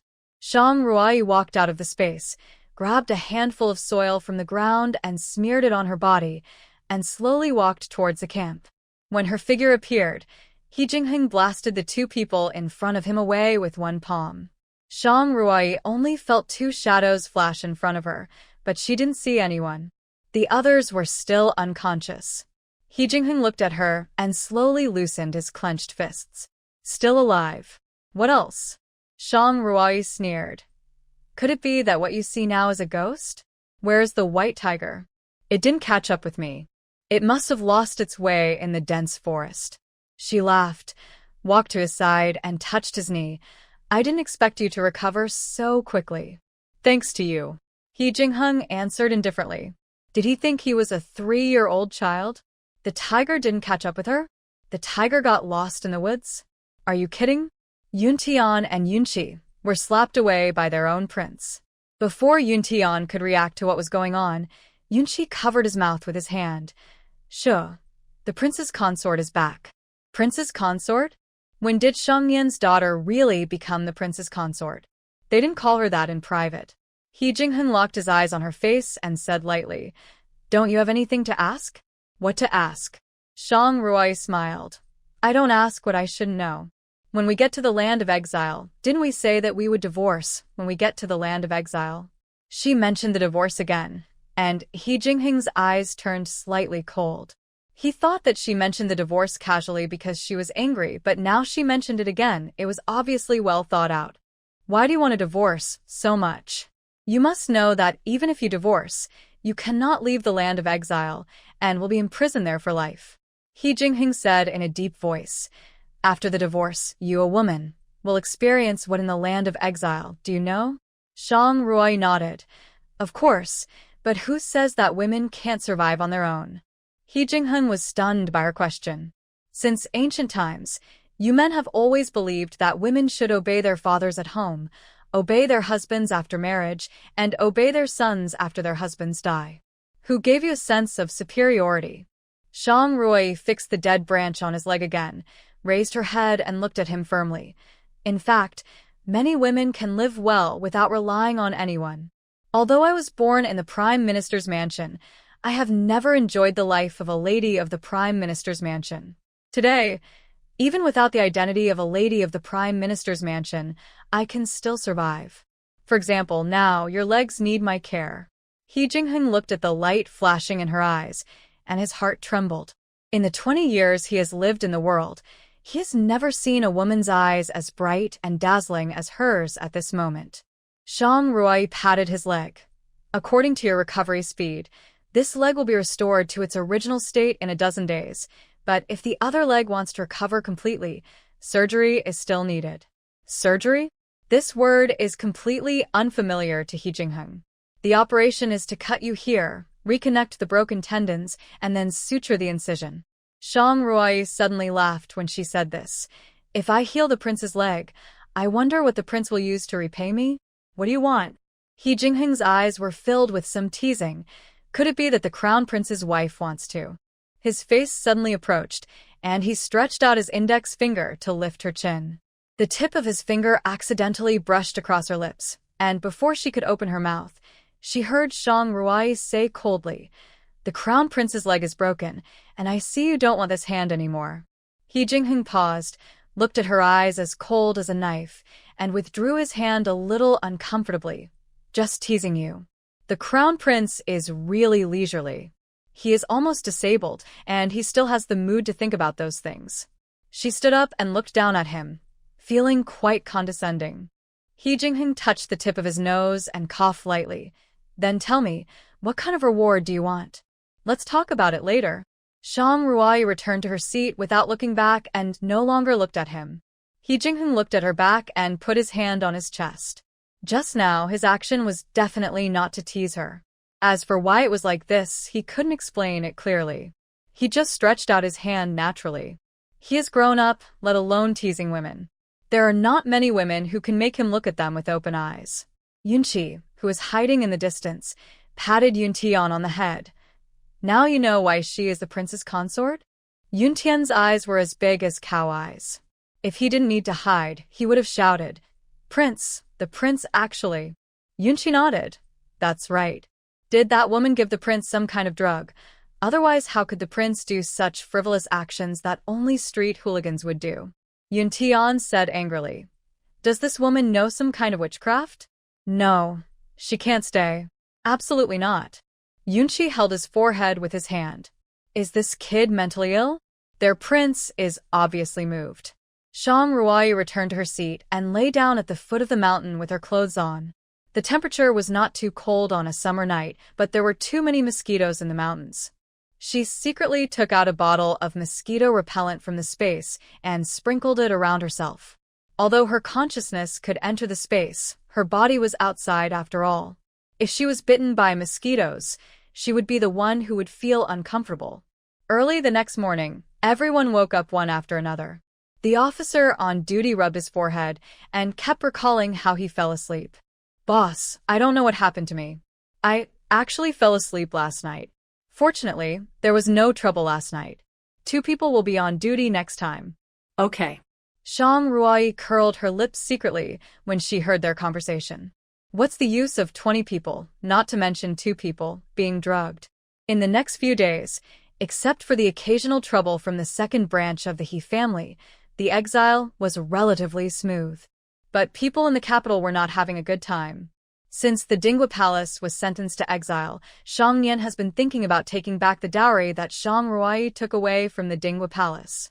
And the emperor naturally wanted to take all the foundation of the Dingwa Palace for himself. In the imperial study, after the emperor discussed state affairs with several ministers, he left Shang Nian alone to talk. My dear, now that everyone in the Dingwa Palace has been exiled, all the family property in the palace should be added to the national treasury. I'll leave this matter to you personally. Shang Nian was overjoyed when he heard this, and hurriedly said, Your Majesty, my unfilial daughter was exiled with the He family right after she got married. Her dowry.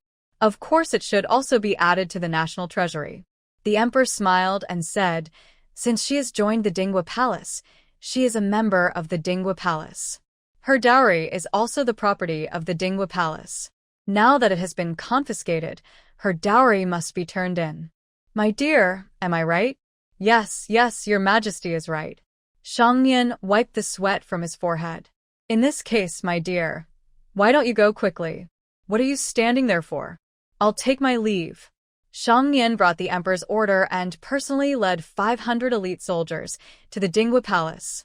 He stood in front of the Dingwa Palace with a drooping face and said to the leader of the imperial guards, The emperor said that all property will be put into the national treasury, leaving nothing behind. Yes. 500 elite soldiers rushed into the Dingwa Palace. They went around in a big circle, but except for some worthless ornaments in the palace, they didn't find even 1 or 2 taels of silver. The leader of the imperial guards reported the matter to Shang Nian. What? How is this possible? Shang Nian frowned. How could such a huge palace be empty? When they left, they were only wearing prisoner uniforms, so even if they hid some gold and silver, it was very limited. How could they empty the palace? I don't know. The leader of the imperial guards, Zhang Wei, thought for a while and said, There are 2 large warehouses in the backyard, but there is nothing in them except some empty boxes. Shang Nian came to the warehouse in the backyard, and it was exactly the same as Zhang Wei said. The box in the first warehouse was very familiar to Shang Nian, and there was a huge Shang character engraved on it. It was the box for Shang Ruai's dowry. In the other warehouse, there was not even a box. Originally, they wanted to let the world see how much wealth the Dingwa Palace had accumulated over the years, and let them know that the Dingwa Palace was not as clean as they thought, and it had done a lot of things to enrich themselves. Now, the whole palace was moved by someone unknown, and it was cleaner than a house raid. How could they implement their plan? What? In the imperial study, the emperor was shocked to hear the news. Nothing? Your Majesty, right now the Ding Palace is an empty palace. How is this possible? Is there a secret room or something? Shangnian shook his head. Your Majesty, Lord Zhang and I took the blueprints of the Ding Palace and checked the palace inside and out. There was nothing. Even the dowry of my unfilial daughter was only an empty box, and the things inside were all gone. Zhang Wei also hurriedly said, I have looked around the Ding Palace, and there are no signs of outsiders breaking in. Everything in the Ding Palace seemed to have disappeared overnight. I know. Step down. The emperor sat on the dragon chair and rubbed his temples. Shangnian hesitated for a moment and whispered, When Lord Zhang and I left, many people saw that we had found nothing. Now people in the capital are crying out for justice for the Ding Palace, saying, What are you saying? The emperor slammed the table and said angrily, Speak quickly. They say that the Dingwa Palace is innocent, and that your Majesty has wronged the loyal and good people. Shangnian's voice became smaller and smaller as he spoke, because the emperor's face became more and more ugly. How dare you? Everyone in the imperial study room knelt down with a plop. Your Majesty, please calm down. Your Majesty, someone must have spread these remarks to confuse the people. Shangnian said in a deep voice, The people who did these things must be the remnants of the Dingwa Palace, or the ministers who supported the Dingwa Palace in the court before. When Emperor Tianshun heard this, his face sank. What Shangnian said was exactly what he thought. Who knows, the money of the Dingwa Palace was also taken away by these people. If you hear such remarks again, no matter who it is, arrest them and punish them severely to serve as a warning to others. I obey your order. When Shangnian and Zhang Wei walked out of the imperial study, they happened to meet concubine Zhao and Crown Prince He Lingxing coming to pay respects to the emperor. Your humble servant pays homage to the Crown Prince and the concubine. No need to be polite. I heard that the Dingwa Palace was emptied. He Lingxing said in a deep voice. But is it true? Shangnian nodded. That's right. Not only that, there are many bad rumors circulating among the people. Your Majesty is worried about this matter. Upon hearing this, concubine Zhao whispered to He Lingxing, As the crown prince, you should share your father's worries. Your son understands. He Lingxing nodded and walked towards the imperial study. Shangnian was about to take his leave when he heard concubine Zhao say with a smile, I have always heard that the legitimate daughter of Prime Minister Shang is both talented and beautiful, gentle and virtuous. This palace has lived in the Deep Palace for a long time and is very bored. It would be great if she could come to this palace to accompany me when she is free. Shangnian was overjoyed when he heard this. What concubine Zhao said was nothing more than to let her daughter learn the palace etiquette in advance. In this way, the marriage between her daughter and the prince would be a piece of cake. It is my daughter's blessing to be by her side, Your Majesty. Shangnian said hurriedly, When I return home, I will let my daughter pack her bags and go to the palace. Shangnian returned to the Prime Minister's mansion and urged the servants to pack Shang Yufu's luggage. Master, what's the matter? The eldest lady hurried over from the backyard, watching the servants busy packing things, and asked in confusion, Why are you packing Yufu's luggage? Madam, great joy, great joy. Shangnian repeated concubine Zhao's words. Our Fuer's good days are coming. The eldest lady said excitedly, Really? After getting Shangnian's affirmation again, the eldest lady trotted to the backyard. Fuer. Shang Yufu was embroidering in the backyard at this time. Hearing the eldest lady's call, she put down the embroidery and was about to go out to take a look when the eldest lady rushed in. Mother, what's wrong? What happened? The eldest lady dismissed the servants in the room and closed the door. Fuer, your blessing is coming. What blessing? The prince. Shang Yufu's eyes lit up when she heard it. His Royal Highness the Crown Prince is going to choose a concubine? No, but this is more important than choosing a concubine. The eldest lady took Shang Yufu's hand and said excitedly, Concubine Zhao, she asked you to come to the palace to accompany her. Concubine Zhao? His Royal Highness the Crown Prince's biological mother. That's right. The eldest lady smiled and said, As long as you can please Concubine Zhao, the position of the Crown Prince's wife will belong to you. When the Crown Prince succeeds to the throne in the future, you will be the queen who rules the country. Our Shang family is finally going to have a queen. Shang Yufu's face lit up with joy. The Crown Prince was a handsome man, so she naturally liked him. She had always thought that her engagement with the Dinghua Palace could not be cancelled, and she would definitely marry the prince of the Dinghua Palace, He Jingheng. If He Jingheng had not been disabled, he would have been a first-class husband. Whether it was appearance or talent, he was superior to the Crown Prince.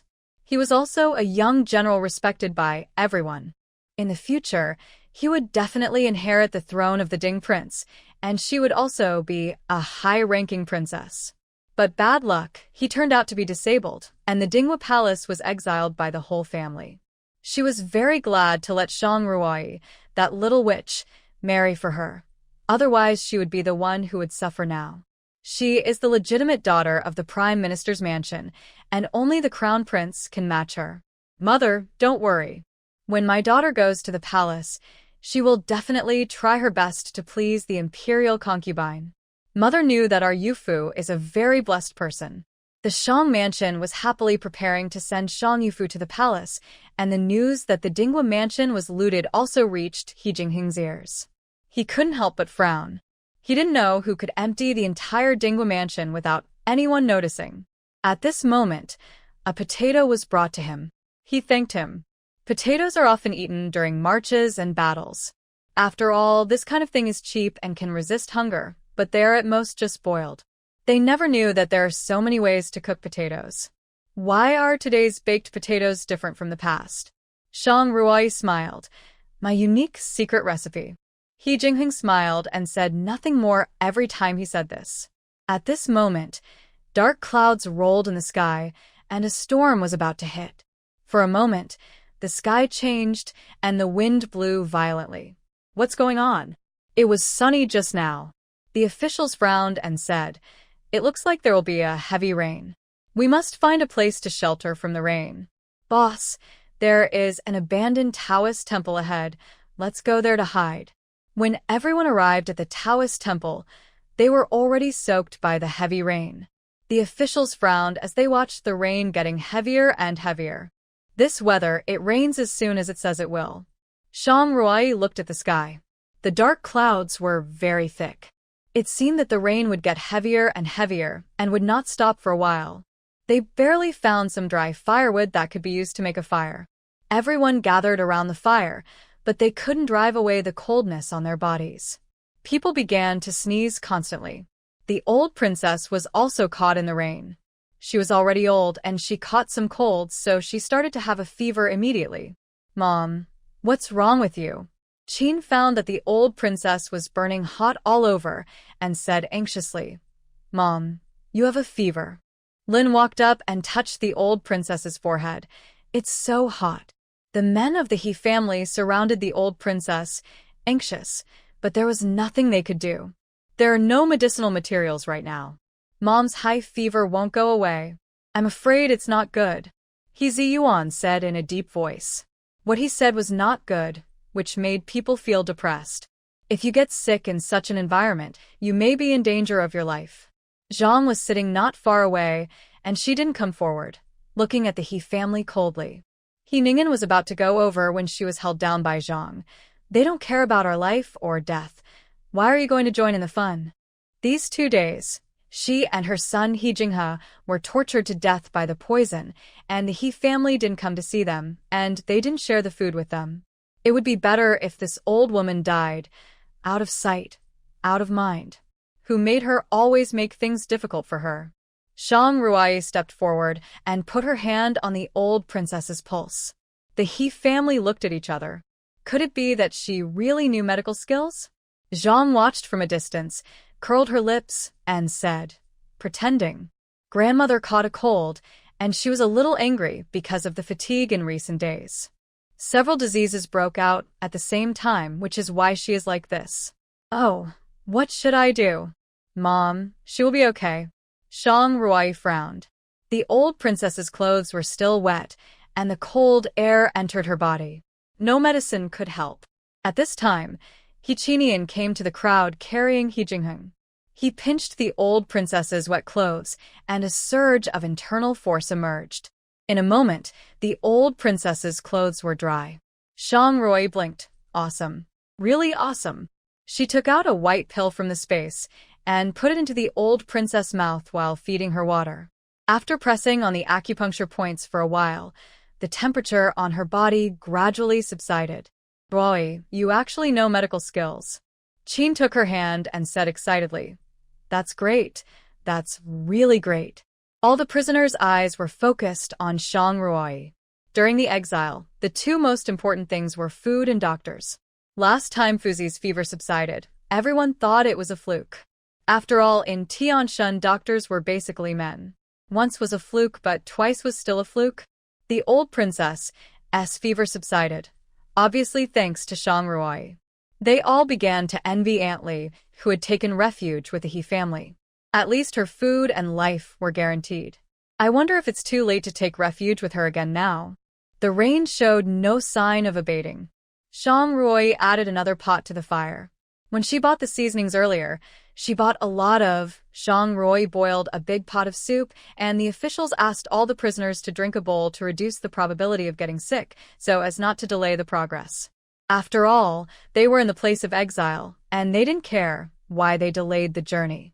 After drinking the warm soup, everyone's body warmed up. They looked at Zhang Ruai with a little gratitude. If she hadn't bought in advance, where would they get this water to drive away the cold?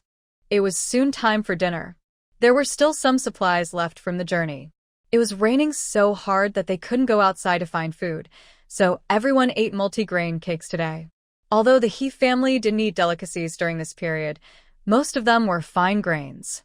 Food like multigrain cakes was really hard to swallow. At this time, they sighed again that Zhang Ruai's craftsmanship was really missed.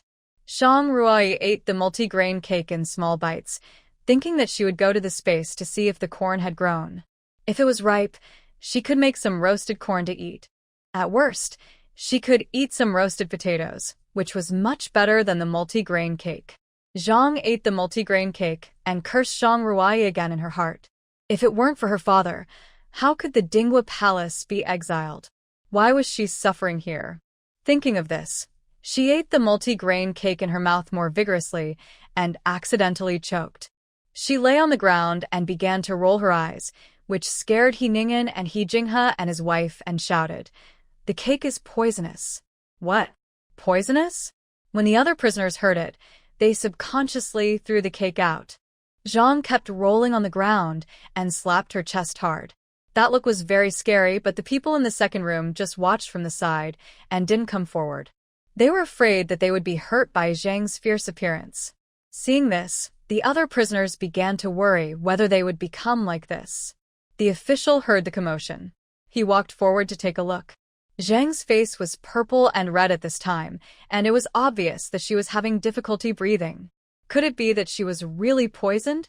Zhang Ruai didn't want to care at first, but when she thought about the fact that she had saved Fuzi before and accumulated merits to upgrade the space, her heart moved. She had previously set He Jingheng's bones and just treated the old princess. If she saved Zhang now, perhaps she could accumulate more merits. She didn't know what surprises the next upgrade would bring. Thinking of this, she pushed aside the crowd and walked forward to take a look. There was no poisoning. It was clearly choking from eating too fast. Was Zhang crazy with hunger? How could she eat that multigrain cake in such a big mouthful? He helped Zhang up and slapped her back hard with the base of his palm. After a few times, with a wow sound, Zhang vomited out all the food that was choked in her esophagus. The purple-red face gradually eased. Her breathing became smoother. Miss Zhang she is. She choked. Zhang Ruai looked at Zhang, who was sitting on the ground and breathing heavily. It's just a piece of whole grain cake. Is there anyone who wants it? Why are you in such a hurry to eat it? Everyone looked at her with contempt. She was an official's wife, but she looked like she had never eaten. Zhang tried to calm herself down. She didn't expect that she almost choked to death on a piece of whole grain cake. What made her even more heartbroken was that none of her family members came forward to help her. In the end, it was this jinx who saved her. Don't think that I will be grateful to you just because you saved me. Zhang said coldly, you owe me this. If it weren't for your father, we wouldn't have fallen to this point. The debt should be paid by the son. Zhang Ruai rolled her eyes at her. If it wasn't for the merit, she would not have saved her. Those who threw the grain cakes on the ground because the He family father and son said Zhang was poisoned, all glared at them angrily, silently picked up the grain cakes thrown on the ground, and blew them carefully. Now, this cake is precious. Zhang was rescued, which was a good thing, but Xiao Yanxin hated Zhang Ruai because of it. She looked forward to it day and night, hoping that her mother-in-law would die soon. She thought that the mushrooms would kill her, but she was only sick for a few days. This time, such a good opportunity, she was about to suffocate to death, but was saved by Zhang Ruai. She looked at Zhang Ruai hatefully, meddling in other people's business. Zhang Ruai, who was roasting by the fire, felt a hateful gaze, and when she looked over, the gaze had disappeared. She couldn't help but frown. In her past and present lives, she was extremely sensitive to any gaze projected on her. Along the way, she didn't provoke anyone except the second house. Who else could want her life? The heavy rain fell for a day and a night, and there was still no sign of stopping. However, all their supplies had been eaten. Boss, what should we do? We don't have any dry food now. They were not afraid of starving, but they were worried that these prisoners would rebel. After all, if they were trapped in the mountains, the result would be starvation. If they rebelled, there might be a glimmer of hope. The rain doesn't mean to stop. Someone must go find food. Zhang, who looked at Zhang Ruai. She was the fastest in finding food here. It would be fine at other times, but now it was such a big storm. It sounded a bit inhumane to let her go out to find food while they, a group of grown men, were waiting in the Taoist temple. Besides, although the Dingwa Palace was investigated, the Xiangfu was still as glorious as before. He thought for a while and whispered, "Give me the raincoat." After He Jinghe was poisoned, Zhang Hu never asked him to find food again. After all, he couldn't even tell whether it was poisonous or not. No one dared to eat the food he found. He called He Jingxi, and He Jingxi stood up with a bitter face. How could he know what food he knew? Every time, it was Zhang Ruai who shared what he found with him so that he would not be scolded by the officials. In fact, he could not even tell the difference between wild vegetables and weeds. Zhang Ruai looked at He Jingxi's fearless look and suddenly began to worry whether the food tonight was poisonous. Sure enough, an hour later, Zhang Hu and He Jingxi came back with a bunch of things, either weeds or poisonous, and none of them were edible. When Zhang Ruai told them the results, the expressions on their faces were very interesting. There is no doubt that they will be hungry tonight. Some prisoners took out the grain cakes left over from yesterday. Due to the humid weather, the cakes were already somewhat rotten. They carefully picked off the mold spots on them and ate them in small bites. Xiao and others also took out grain cakes wrapped in handkerchiefs. There were many mold spots on them, and they could not swallow them at all. The officials did not even have a bite of grain cakes. Seeing this, Zhang Ruoi had to lie that she was going to the toilet. She ran to the foot of the mountain not far away in the rain and picked the corn that had already matured in the space. As she picked the corn, she said, "I wonder if I can gain some merit by not letting others go hungry." When everyone saw her returning to the temple with a bunch of corn, they were almost shocked. "Where did you find this corn?" Zhang Hu walked up and said in disbelief, "I haven't seen corn along the way." Zhang Ruai said nonchalantly, "I saw it on the way back, in that forest." She pointed to the dense forest outside the Taoist temple, and Zhang Hu nodded in understanding. So that's it. Only that dense forest he and He Jingxi had never been to, and he didn't expect there was corn in it. He Jingheng frowned when he saw this. When he came to hide from the rain before, he had already looked at the terrain outside, and there was no corn at all. It seems that she has a lot of secrets. After Shang Ruai roasted the corn and sent it to the officials, there was just one left for each person, so Aunt Li and Fuzi each got one. The aroma of roasted corn penetrated everyone's nose. They looked at the golden corn and kept swallowing their saliva. It smelled good. It smells so good. As soon as the corn was put into the mouth, a sweet taste filled the mouth. Boy, this corn is so delicious. Can you find that place? We can pick some more next time. Lin said in surprise. It's really better than any corn I've ever eaten. Before Lin joined the He family, her father brought back corn from the military camp several times, so she had eaten it. In Tianshan, only ordinary people would eat this kind of coarse grain. Shang Ruai shook her head and said, "The place where I picked it is gone, and all these corns have been picked back by me. As for the different taste that my aunt said, it is mostly because it grows in the mountains. Maybe it absorbs some spiritual energy from the world, so it tastes more delicious." As for the other people in the He family, except He Jingheng, they didn't even know what corn looked like. When Shang Ruai handed the corn to them, they didn't know where to start for a while, let alone compare the taste. Watching Lin eat, I realized that this kind of food is better to just chew it directly. Originally thought that it was just to temporarily fill their stomachs. Lin's words were a bit exaggerated, but when they took the first bite, they suddenly found that this food called corn was so delicious. One by one, they ate it up without caring about their noble image. The officials were also very surprised. They didn't expect that this corn was completely different from what they had eaten before. Zhang Hu smiled and said, "Speaking of which, you are really lucky. You can find food every time." Shang Ruai smiled and didn't say anything. Zhang was very jealous when she saw them eating so deliciously. She looked at Qiao Yanxi next to her and tapped her forehead with regret. "Useless thing. It's okay that your family background is poor. You can't cook and you don't know the food. It's better for our Jinghe to marry you than marry a peasant girl. You are really a waste." Qiao Yanxin lowered her head and looked at Shang Ruai with a strong hatred in her eyes. Why? Why did you marry He Jingheng? If it weren't for you, Zhang wouldn't treat me so badly." Feeling that snake-like gaze again, Shang Ruai frowned again. "Who is it?" On the second day, the long-lost sunshine finally appeared, and the officials hurriedly urged the prisoners to move on. It had rained for 2 consecutive days, and the mountain road was very muddy. It was supposed to take 1 hour to reach the post house, but it took a whole morning to get there. "Boss, what should we do? We have been delayed for 2 days. If we continue like this, they will definitely scold us when we get to the post house. Let alone the prisoners who are always hungry. Even we can't walk fast. The mountain road is difficult to walk on. Can we fly there?" Zhang Hu said coldly, "If they don't believe it, just walk there yourself." After walking for another half a day, they finally arrived at the post house. Shang Ruai and others had just walked into the post house when a familiar voice rang. "This prince has been waiting here for a long time." A man turned around and looked at everyone in Dinghua Palace with sarcasm in his eyes. "Why? Are you surprised to see this prince?" This person was none other than He Qing, the prince of Shaowang who opposed He Jingheng at the wedding banquet. "He Jingheng, have you fallen to the point where you need someone to carry you? I heard that your legs are completely disabled."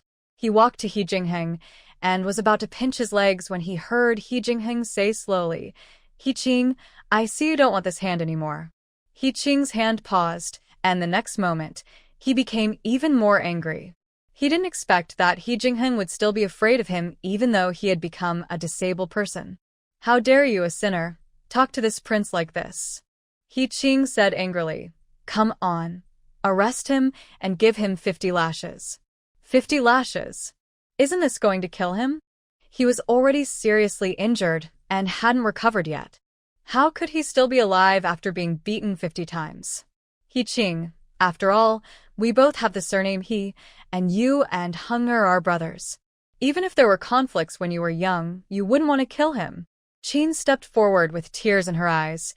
"You often came to the palace to play when you were a child. Have you forgotten?" He, aunt, that was 20 years ago.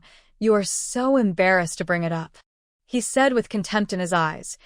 Aunt, it's only been a few days since we last met, and you are so haggard. If you hadn't come forward, I would have thought you were someone's grandmother. You. Qin's face turned pale. She didn't expect He Qing to speak so mercilessly. Zhang was listening from behind, and her face was full of joy. This Prince Xiao came at the right time. It would be best to kill them all to vent his anger. Especially Qin and He Jingheng. Qin's mother's family was once prosperous. Even now that the old man of the Qin family has passed away, the Qin family is not as good as before, but it is not comparable to their Zhang family. Qin married Prince Ding. Although she is not as favored as Aunt Zhao, her life is much better than hers. In addition, the old princess likes her, so Zhang has a lot of resentment towards her. Not to mention He Jingheng. Since He Jingheng was born, he has been the heir to the throne. He has made great achievements in the battlefields over the years. On the other hand, her son is not only ordinary in appearance, but also far from her in any aspect. In recent years, there must be people gossiping behind her back, and she can only pretend to be deaf and dumb. Now that there is such a good opportunity for revenge, Zhang is naturally very happy. He Qing looked at the women of the He family, who is the concubine of Shang Xiangye's family. On the day of the wedding, Shang Ruai was wearing a veil, and he did not see her face. Zhang heard this and was overjoyed. Finally, someone came to deal with this jinx. She quietly walked behind Shang Ruai and pushed her hard. Shang Ruai didn't notice and staggered when she was pushed. He Qing noticed her immediately. Are you the concubine's daughter of Shang Xiangye? He walked up to her and looked at her with a lewd look, then looked at He Jingheng beside him. I didn't expect that you are so lucky. Although you are a concubine's daughter, you are more beautiful than the top girl in Tianqiang Tower. Comparing her with the girls in the brothel, I thought she would be ashamed and angry. After all, every girl from a noble family would not want others to put her together with the girls in the brothel. But Shang Ruai's expression did not change at all. She just smiled and said, I didn't expect that Prince Xiao would like this. It's true that Prince Xiao has passed on the teachings. What do you mean? He Qing frowned. Slandering the royal family is a crime of aggravation. My father and mother are the most loving couple in the whole capital. Oh, so the prince doesn't know yet. Shang Ruai smiled and said, Isn't your mother the singer that Prince Xiao brought back from abroad? Originally, Prince Xiao's main wife had been decided, but he insisted on marrying your mother. But how could a legitimate daughter of a decent family share a husband with a lowly singer and dancer? She would rather become a nun than marry. Since then, no one is willing to marry their daughter into your family. After all, who is willing to pay respects to a singer all day long? Her voice was not small, and it can be said that everyone in the post station heard it clearly. When everyone heard it, they looked incredible. Princess Xiao was actually a singer? Such a thing has never been heard of before. So the Prince of Xiao was born to a singer? When they looked at He Qing again, they all looked down on him. You know, Tian Shun was very particular about status and position. Not only was the distinction between legitimate and illegitimate children clear, but birth was also extremely important. Especially the royal bloodline, which could not be taken lightly. He Qing was furious when he heard this. How dare you? You are talking nonsense.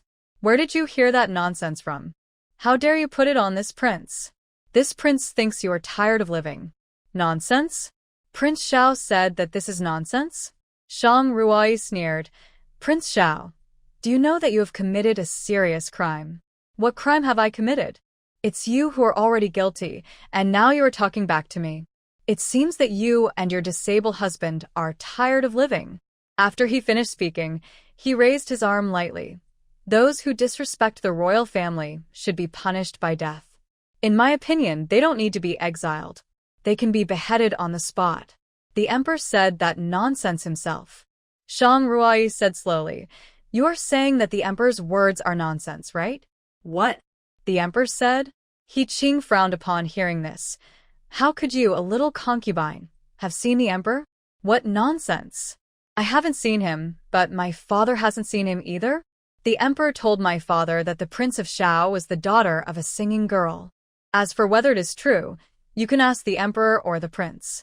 He Qing looked at her with a sullen face, then looked at the people around him, and said angrily, "What are you still standing there for? Why don't you kill them all?" Zhang was overjoyed upon hearing this. Killing these two people would also relieve her hatred. The officials around saw this, looked at each other, and their faces were full of embarrassment. "What are you waiting for? Are you waiting for this prince to do it yourself?" Zhang, who saw this, stepped forward and bowed.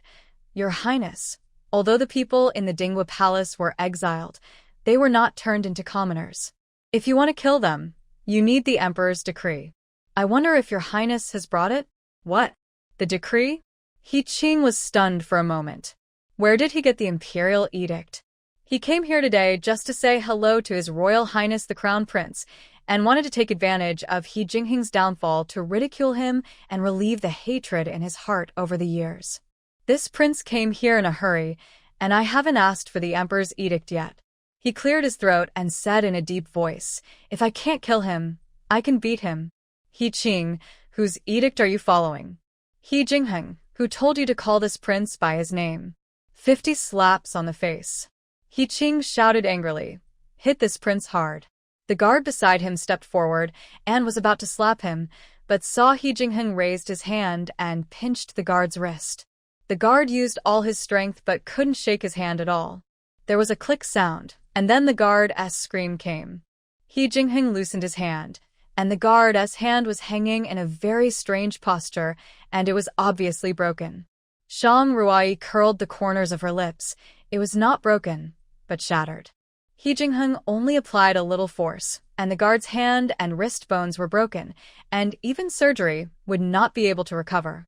He Jingheng, how dare you resist? He Qing, are you deaf? Even if my title is stripped, I am still a member of the royal family. Don't mention your name. I can call him He Lingsheng. He Jingheng wiped his hands and glanced at him. If you don't bring anyone's order, I advise you to go back and beg for it. Otherwise, although my leg is injured, my fist is still there. I'm used to fighting and killing over the years. If I don't kill people for a few days, my hands will itch badly. When He Qing heard this, his hands couldn't help shaking. Unlike those princes and young masters who have been in the capital, He Jingheng has really seen blood and killed people. So the hostility in him can be felt from a distance. Especially when he sets his eyes on someone, it is very terrifying. Just like at this moment, He Jingheng only glanced at him, but the murderous look in his eyes made him tremble until now. He Qing never expected that even if He Jingheng was down and out to this extent, he still felt scared. Seeing that He Qing had no way to deal with them, Zhang couldn't help but spit on him. A dignified prince, he actually had no power, he didn't even have the strength. It was really speechless. He Qing looked at Shang Ruai with narrowed eyes. It didn't matter if he couldn't kill He Jingheng. He originally just wanted to take advantage of his misfortune and didn't want his life. Now that he couldn't kill him, it would be okay to disgust him. Thinking of this, he stretched out his hand towards Shang Ruai's face. When he was about to touch her, He Jingheng's eyes darkened. Just as he was about to make a move, he heard He Qing suddenly cry out in pain and hold his stomach with a pale face. The followers were shocked to see this. How could their prince suddenly become like this? They came forward one after another, only to see a silver needle stuck in his stomach, with a trace of blood flowing down. Assassin! There is an assassin. They surrounded He Qing tightly in the middle, looking around with a vigilant look. Shang Ruai's lips curled up, daring to touch my lady. This is just a small lesson. It has made him feel pain for more than a month, and he can't sleep every day. If it happens again, it will be his life. Needles or knives, there are inexhaustible supplies in the space. The guards guarded for a long time, but there was no assassin. But where did the silver needle come from? Waste. A bunch of waste. Can't even find an assassin. He Qing covered his stomach and was about to stand up when a sharp pain suddenly came from the mansion. Ah! It hurts.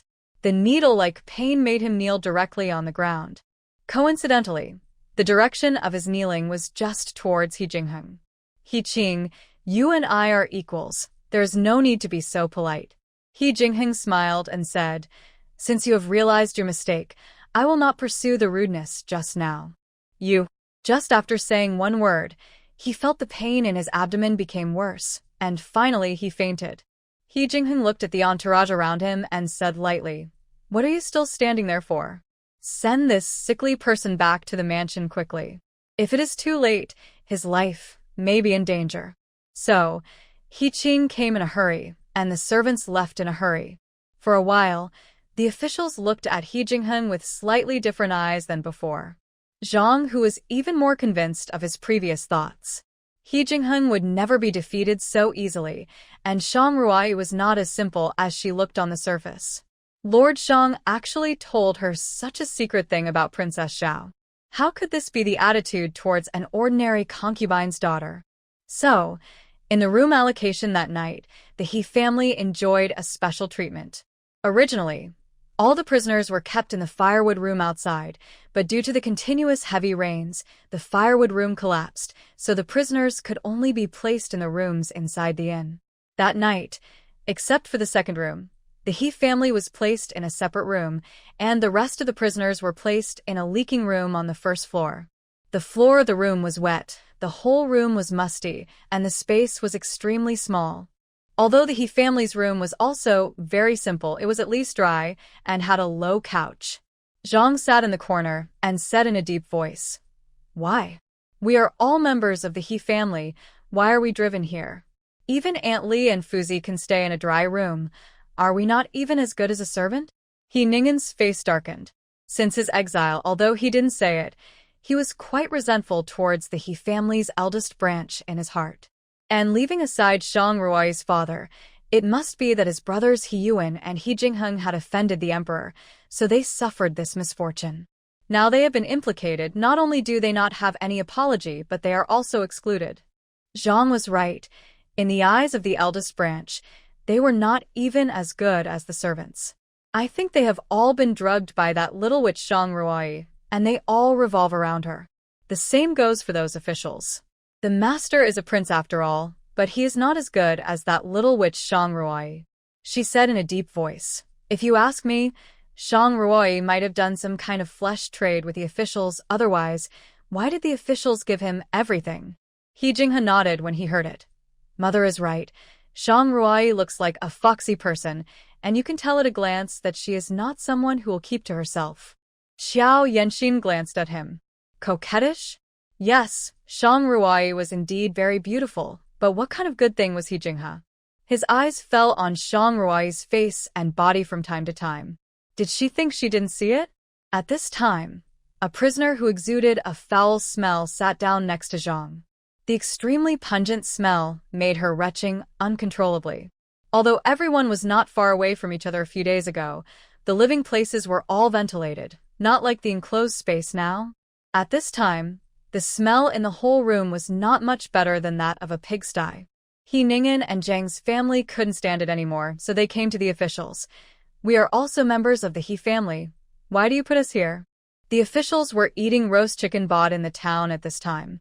After being interrupted, their mood obviously worsened, and they said with a cold face, "What? You don't accept it?" He picked up the whip on the chair and swung it hard, and the whip hit He Jinghe directly. "If you don't accept it, just say it directly. I will beat you until you accept it." Bloods oozed from He Jinghe's arms, and he grimaced in pain. Seeing the officials' tough attitude, they had to return to their seats in disgrace. Shang Ruai and the others were sitting on the low couch with their eyes closed to rest, and from time to time, the old princess coughs were heard. After a while, Qin opened her eyes and looked at He Jingheng's legs not far away. A trace of heartache flashed across her eyes. Thinking of her husband whose life or death was uncertain, she could no longer control her tears and cried softly. Shang Ruai was a light sleeper. When she heard Qin's cry, she woke up immediately. Guessing the reason for her crying, Shang Ruai frowned slightly. She wanted to comfort her, but she didn't know how. Her previous life's job made her accustomed to relying on herself for everything, whether it was bitterness or pain. She had to digest any emotions by herself, so comforting others was not a good idea. She really couldn't do this kind of thing. When she was about to wake up He Jingheng, she found that his forehead was covered with big beads of sweat, his face was pale, and his lips were faintly purple. This is poisoning. Shang Ruai hurriedly got up, came to He Jingheng, grabbed his wrist, and her face changed suddenly. I couldn't feel his pulse. It was as if his body was frozen. She injected spiritual spring water into the water bag and fed him a few mouthfuls. After a while, he didn't seem to be so cold, and his pulse gradually recovered, but it was beating very slowly. He Jingheng fell into a coma directly. Shang Ruai's movements were not big and did not alarm others, but Qin saw it clearly. Ruai, what's wrong with Henger? She wiped her tears and asked softly. From the looks of it, he should be poisoned. She put her hand on his wrist, her brows frowned deeper and deeper, and from the pulse, there was no sign of poisoning. However, if he was not poisoned, how could he suddenly be like this? Poisoning? Qin covered her mouth in horror. Tears could not be stopped. What should I do? My Henger. Mother, don't cry. He is not in danger of life now. Let's ask him after he wakes up. When taking his pulse, she could feel that his body was gradually recovering, and it would not be long before he woke up. Hearing this, Qin gradually stopped crying and nodded, saying, Ruoi, Mother has never had any ideas since she was a child. When she was at her mother's house, she listened to her parents. After she got married, she listened to your grandmother and father. Now that the Dingwa Palace is in trouble, Mother doesn't know what to do. Mother sees that you have ideas, so this family will be handed over to you in the future. Shang Ruai smiled when she heard this. Mother, I was a concubine before I got married. My stepmother, the eldest lady, never taught me household affairs, so I knew nothing about housekeeping. Besides, there are no household affairs to do now, Mother. This family will be handed over to you. Qin nodded and said, Okay, then when we get to the place of exile, I will give you the power of stewardship. Qin looked at He Jingheng with a very heavy look in her eyes. The journey is long, and it is unknown whether everyone in Dingwa Palace can reach the place of exile alive. Shang Ruai did not answer.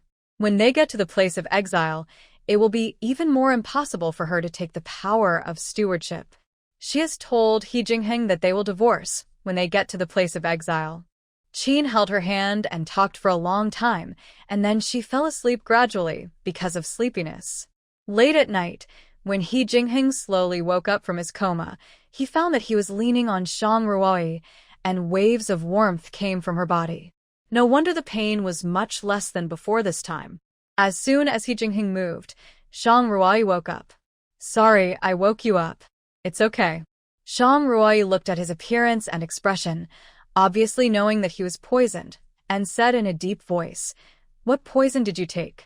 A few years ago, when we were attacking a small border country, their national teacher poisoned me with a poison called Bingu. On the first night of every month, all the bones in my body would be frozen, and I would lose consciousness for a short time. Originally, I would go outside at this time every month to prevent my father and mother from worrying, but in this situation, it seems that I have nowhere to go, and I need you to help cover up for me from my mother. He Jingheng looked at Qin and the old princess. Although I am Mother's biological daughter, I grew up in the military camp since I was a child. I didn't spend much time in the palace, and I am not close to Mother. She already knows. Shang Ruai said softly, She saw you when the poison just took effect. He Jingheng frowned briefly. If she asks you, just say it's not serious. Okay. You just said that we are not close yet, but actually you don't want to make her worry. Shang Ruai, who originally planned to go to the space to rest, fell asleep leaning on He Jingheng, without knowing it. The next morning, before dawn, Shang Ruai was awakened by the sound of machinery in the space. The number of life forms has increased, and the space has been upgraded. Upgraded again? Shang Ruai's consciousness directly entered the space, and the white tiger hurried over and circled around her. She touched its tiger head and smiled. You have grown taller in one day? The space said that the number of life forms increased. Could it be that the rabbits gave birth? Sure enough, when she pulled aside the grass, she saw a few little rabbits sleeping under the mother rabbit's belly. They were soft and small, so cute. It turns out that this can also upgrade the space. I wonder what function has been upgraded this time. Suddenly, There was a sound of a rooster crowing in her ear. Chickens? I don't raise chickens in the space. Could it be that? She walked forward quickly and found that there was a livestock area in the space. More than a dozen chickens and ducks were eating inside. There were also a few eggs in the nest. With these, are there still worries about food? She picked up the eggs, and perhaps because of the space she took up, she found that these eggs were much larger than those outside. There was no pot in the space, otherwise she would have wanted to cook one immediately, knowing how long she hadn't eaten eggs. At this moment, she sensed that some people in the house had woken up one after another. She hurried out of the space and slowly opened her eyes. Hyuni walked up and said with a smile, "Sister-in-law, you are the last one to wake up today. You may be a little tired these days." Just as the voice fell, the door was pushed open from the outside. "Those inside, come out quickly." The official of the post station frowned and said in a deep voice, "I really don't know what Zhang Hu is thinking. They're just prisoners, but he gave them a separate room." When they walked out of the post station, the other prisoners were already in the yard. The second wife of the He family watched them come out and was very angry. Zhang said with a dark face, "Look at how they sleep so refreshed. We are also prisoners, but we sleep in that dirty and smelly place, but they sleep alone in other places." I really don't know what Zhang Ruai relies on to confuse those officials. Her voice was not low, and the prisoners around could hear it clearly. They began to suspect that Zhang Ruai must have some unclear relationship with the official, otherwise why would the official give convenience to the He family alone? The one who just spoke was Zhang Ruai's second aunt. "It should be," she said, "so, and I guess it is almost the fact." Can it be? She is the prince's consort. Humph, what's wrong with the crown prince's consort? I tell you, the more powerful and influential one is, the more tricks they have when it comes to playing. I used to work in Tianxiang Tower. TSK, I've seen all kinds of people. The more those people talked, the more outrageous it was. Zhang was very proud to hear it. "Zhang Ruai, if I can't kill you, I will destroy your reputation. By then, others will exclude you, and your in-laws will despise you. I'll see if you still have the face to continue living." But she had no idea that Zhang Ruai didn't care about all this. These gossips spread quickly, and when the He family came over, they looked at Zhang Ruai with obvious disdain, and some even spit in her direction. He Jinghing's eyes became fierce, and the man hurriedly lowered his head when he saw this. Zhang Ruai smiled and whispered in his ear, "It doesn't matter, I have plenty of ways to deal with them." Her hearing was very good.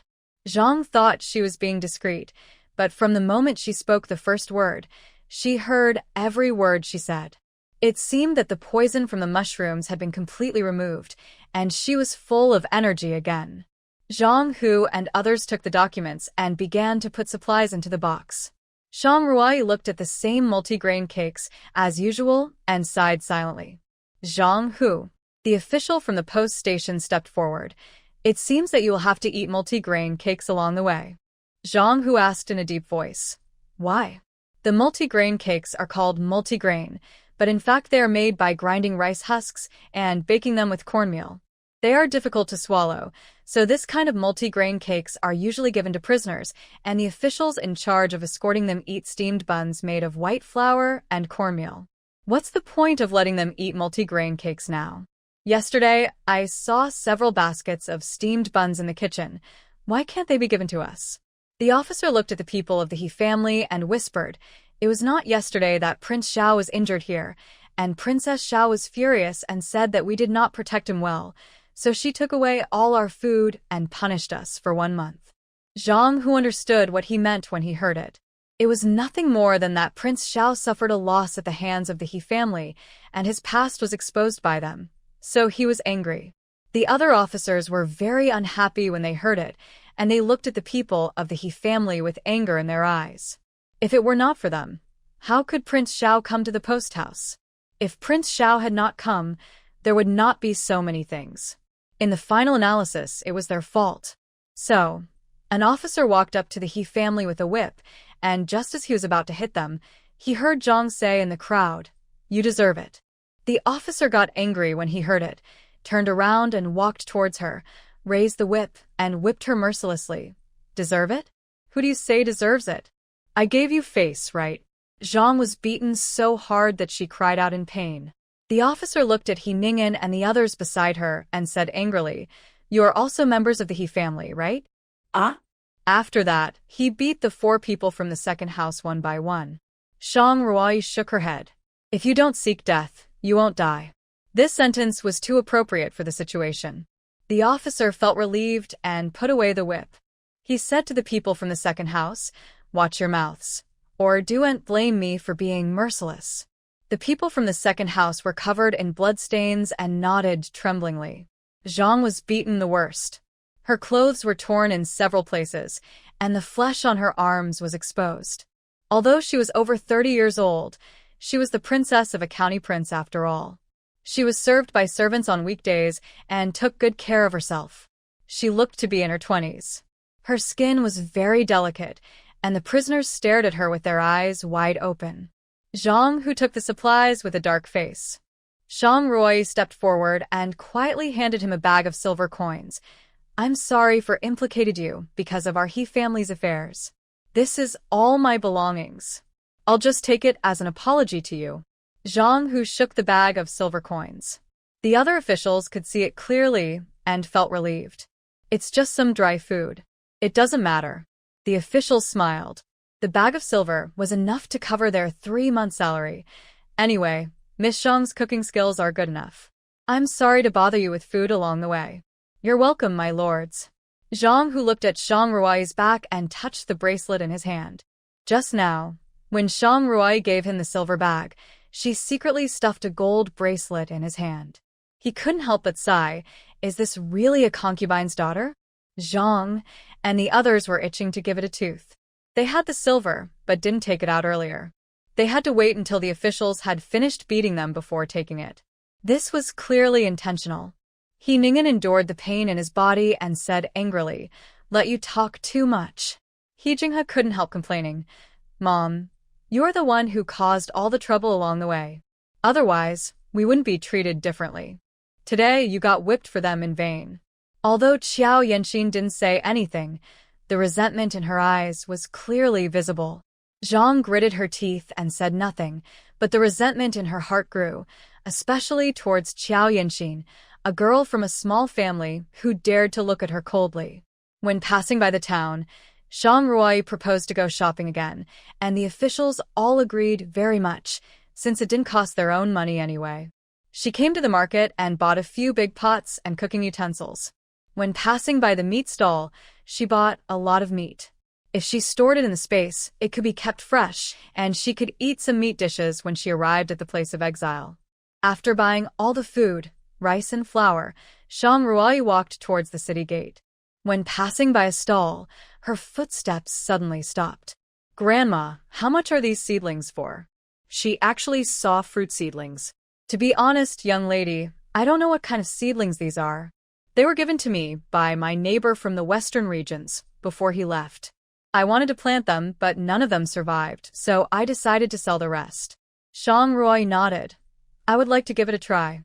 I'll buy all of these." The old man was overjoyed when he heard this. "Thank you, young lady."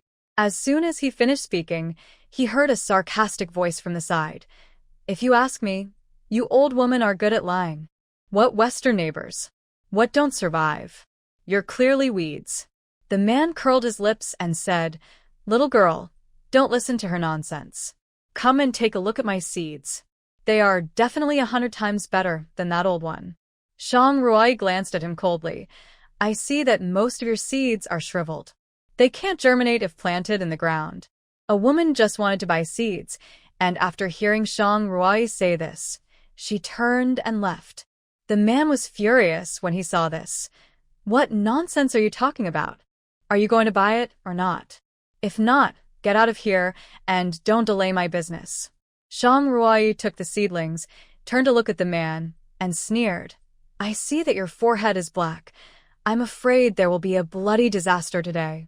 When the man heard this, his eyes widened instantly. "Bloody disaster? How dare you curse me?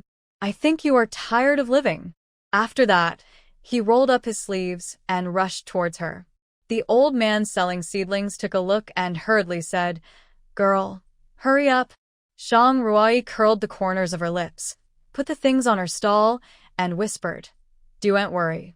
As soon as the voice fell, the man had come up aggressively, and just as her hand was raised, Shang Ruai kicked hard with her feet and kicked directly on his knee, and the man knelt directly on the ground. My kin. He was furious, picked up the stone next to him, and rushed forward again. Just when everyone thought that Shang Ruai would be killed on the spot, she stepped forward quickly and kicked the man in the abdomen with a side kick. The severe pain made him fall on his back to the ground, and the flying stone hit him squarely on the forehead, and blood flowed. Blood. Blood. The man said in horror, "Bleeding."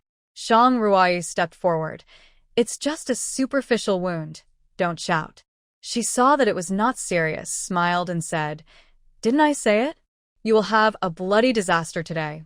After she finished speaking, she took the things and walked towards the city gate.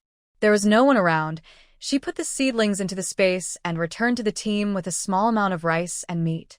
Since she had just arranged the silver, the officials did not ask her why she had been gone for so long. Looking at the food in her hands, they smiled and said, "There is meat, Miss Shang. Thank you for your trouble." He Jinghan was very unhappy after hearing the officials' words. "What, Miss Shang? She is already married. She should be called Shang." When He Qing returned to Prince Zhao's mansion, he was unconscious due to the pain. Princess Xiao invited all the imperial doctors from the imperial hospital to treat him, but none of them could find out what was wrong with him. "My queen, your medical skills are shallow, and I really don't know why the prince is like this." The doctor from the imperial hospital was wiping the sweat from his forehead and whispered, "The prince's illness is really strange." At this time, the maid in the room came out in a panic. "My queen, the prince is woken up and kept shouting in pain. Please go and have a look." When Princess Xiao heard this, how could this be possible? When she entered the room, He Qing was already sweating all over from the pain. He felt that there were countless bugs gnawing at his body. "Mother, there are bugs." He Qing shouted loudly. Princess Xiao was shocked and quickly stood up from the bed. "Bugs? Where is it? Where is it? Someone come quickly," she shouted.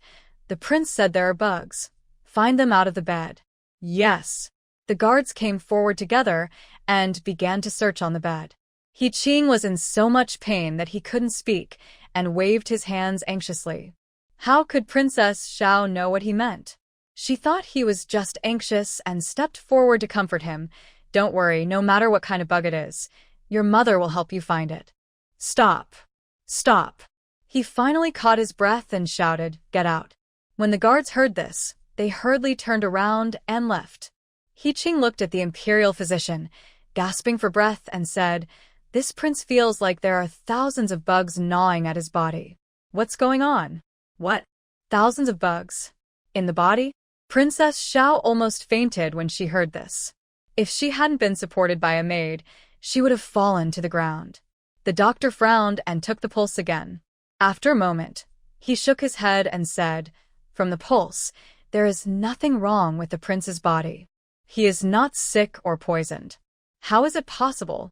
If there is no disease, why would this prince be in so much pain?" "I don't know about this." The doctor shook his head. "I am not talented and knowledgeable enough to share the worries for the prince." Quack. They are all a bunch of.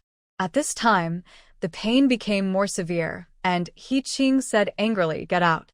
Get out." Get out for this prince." "Yes." The doctor glanced at him coldly, turned and left. After leaving the Xiao Palace, the group of imperial doctors behind him finally breathed a sigh of relief. Prince Zhao's illness is really too strange. Yes, it's unheard of. The chief physician glanced at the plaque of Prince Zhao's mansion.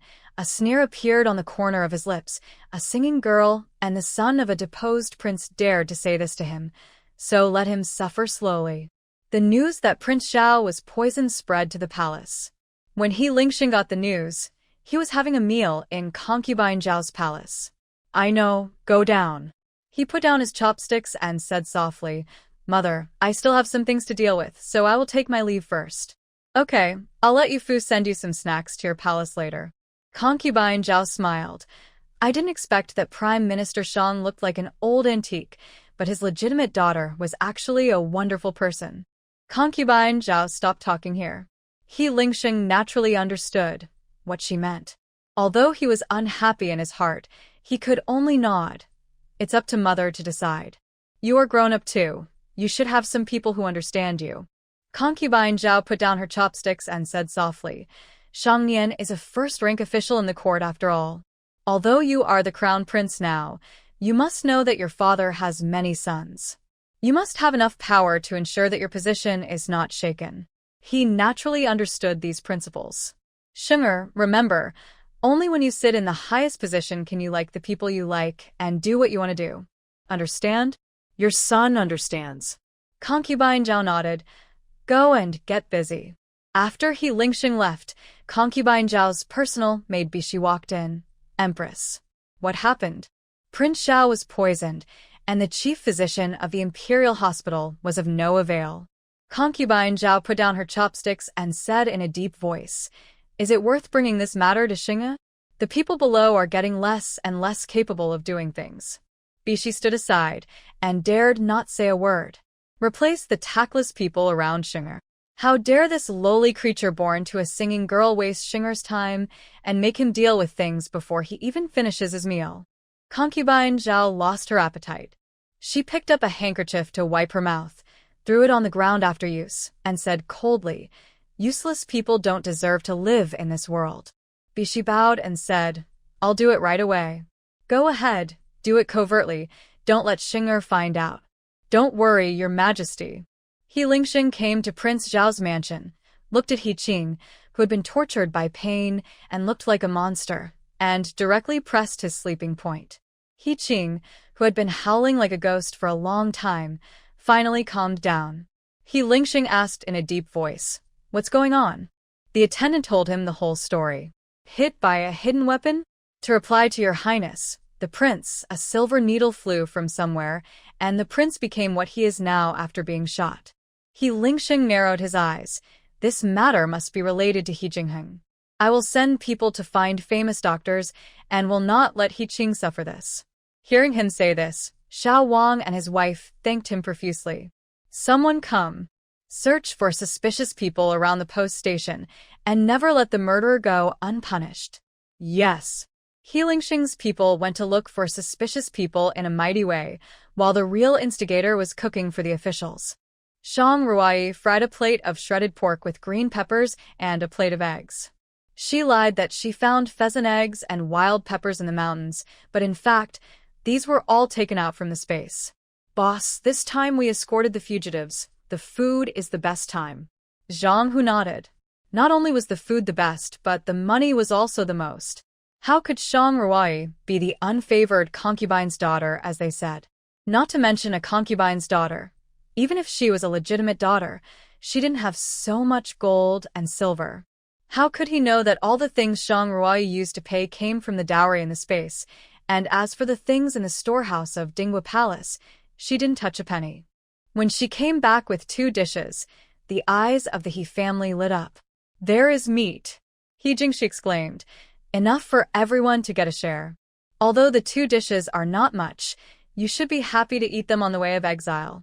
Seeing how delicious they were eating, the other prisoners drooled and bit the multi-grain cakes hard, as if they could taste the meat.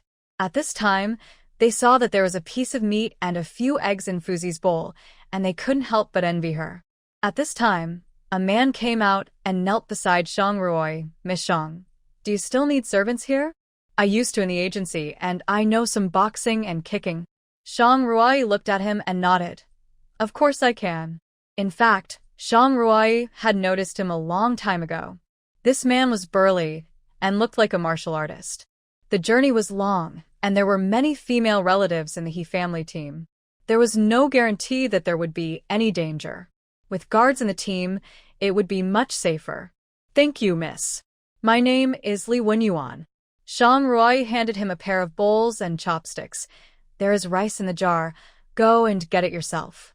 When the He family saw that she had taken in another guard, they couldn't help but worry. How could there be enough food to eat at this rate?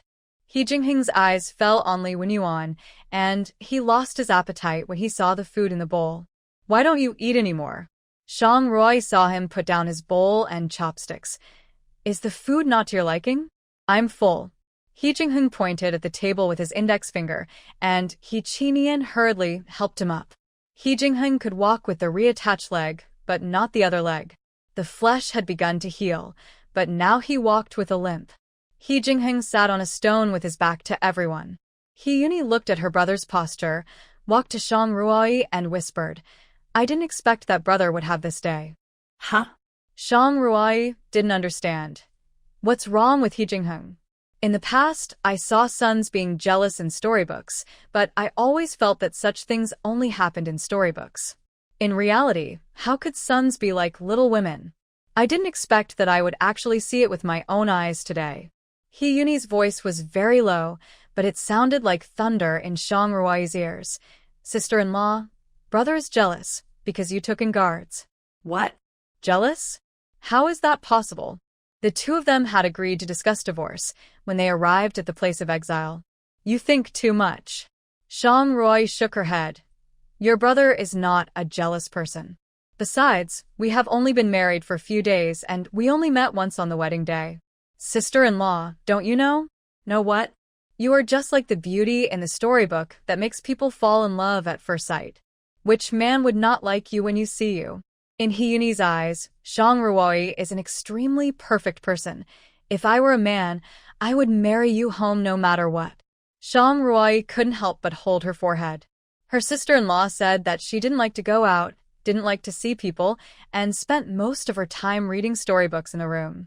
She looked at He Jingheng, who was resting with his eyes closed on the stone. She really couldn't imagine what this man would be like if he fell in love with a woman. He didn't notice that the two men in the prisoner team looked at each other as if they were a little incredible. The next few days were sunny, and the temperature was getting higher day by day. Coincidentally, there were high mountains all the way and there was no water source. The water supplied by the officials was almost finished. Shang Rui had secretly added spiritual spring water to the water bag several times. Otherwise their water would have been drunk up long ago. What kind of weather is this? It rained heavily a few days ago, and it's been terribly dry these days. The officials wiped the sweat from their foreheads, and their mood became more and more irritable. The prisoners were so thirsty that their lips were cracked. The He family hid the water bags, fearing that the only water they had would be taken away. Mom. Qin poured a sip of water and handed it to the old princess. Drink some. The old princess drank the water and sighed. It seems that the road ahead will become more and more difficult to go. He Ziyuan nodded. Yes. It seems that there is a severe drought here. The land in the places passed by in the past few days was cracked, and it seemed that there had been no rain for some time. Now is the season for growing crops, but the land lacks water. All the seedlings have withered, and there is no harvest in the farmland.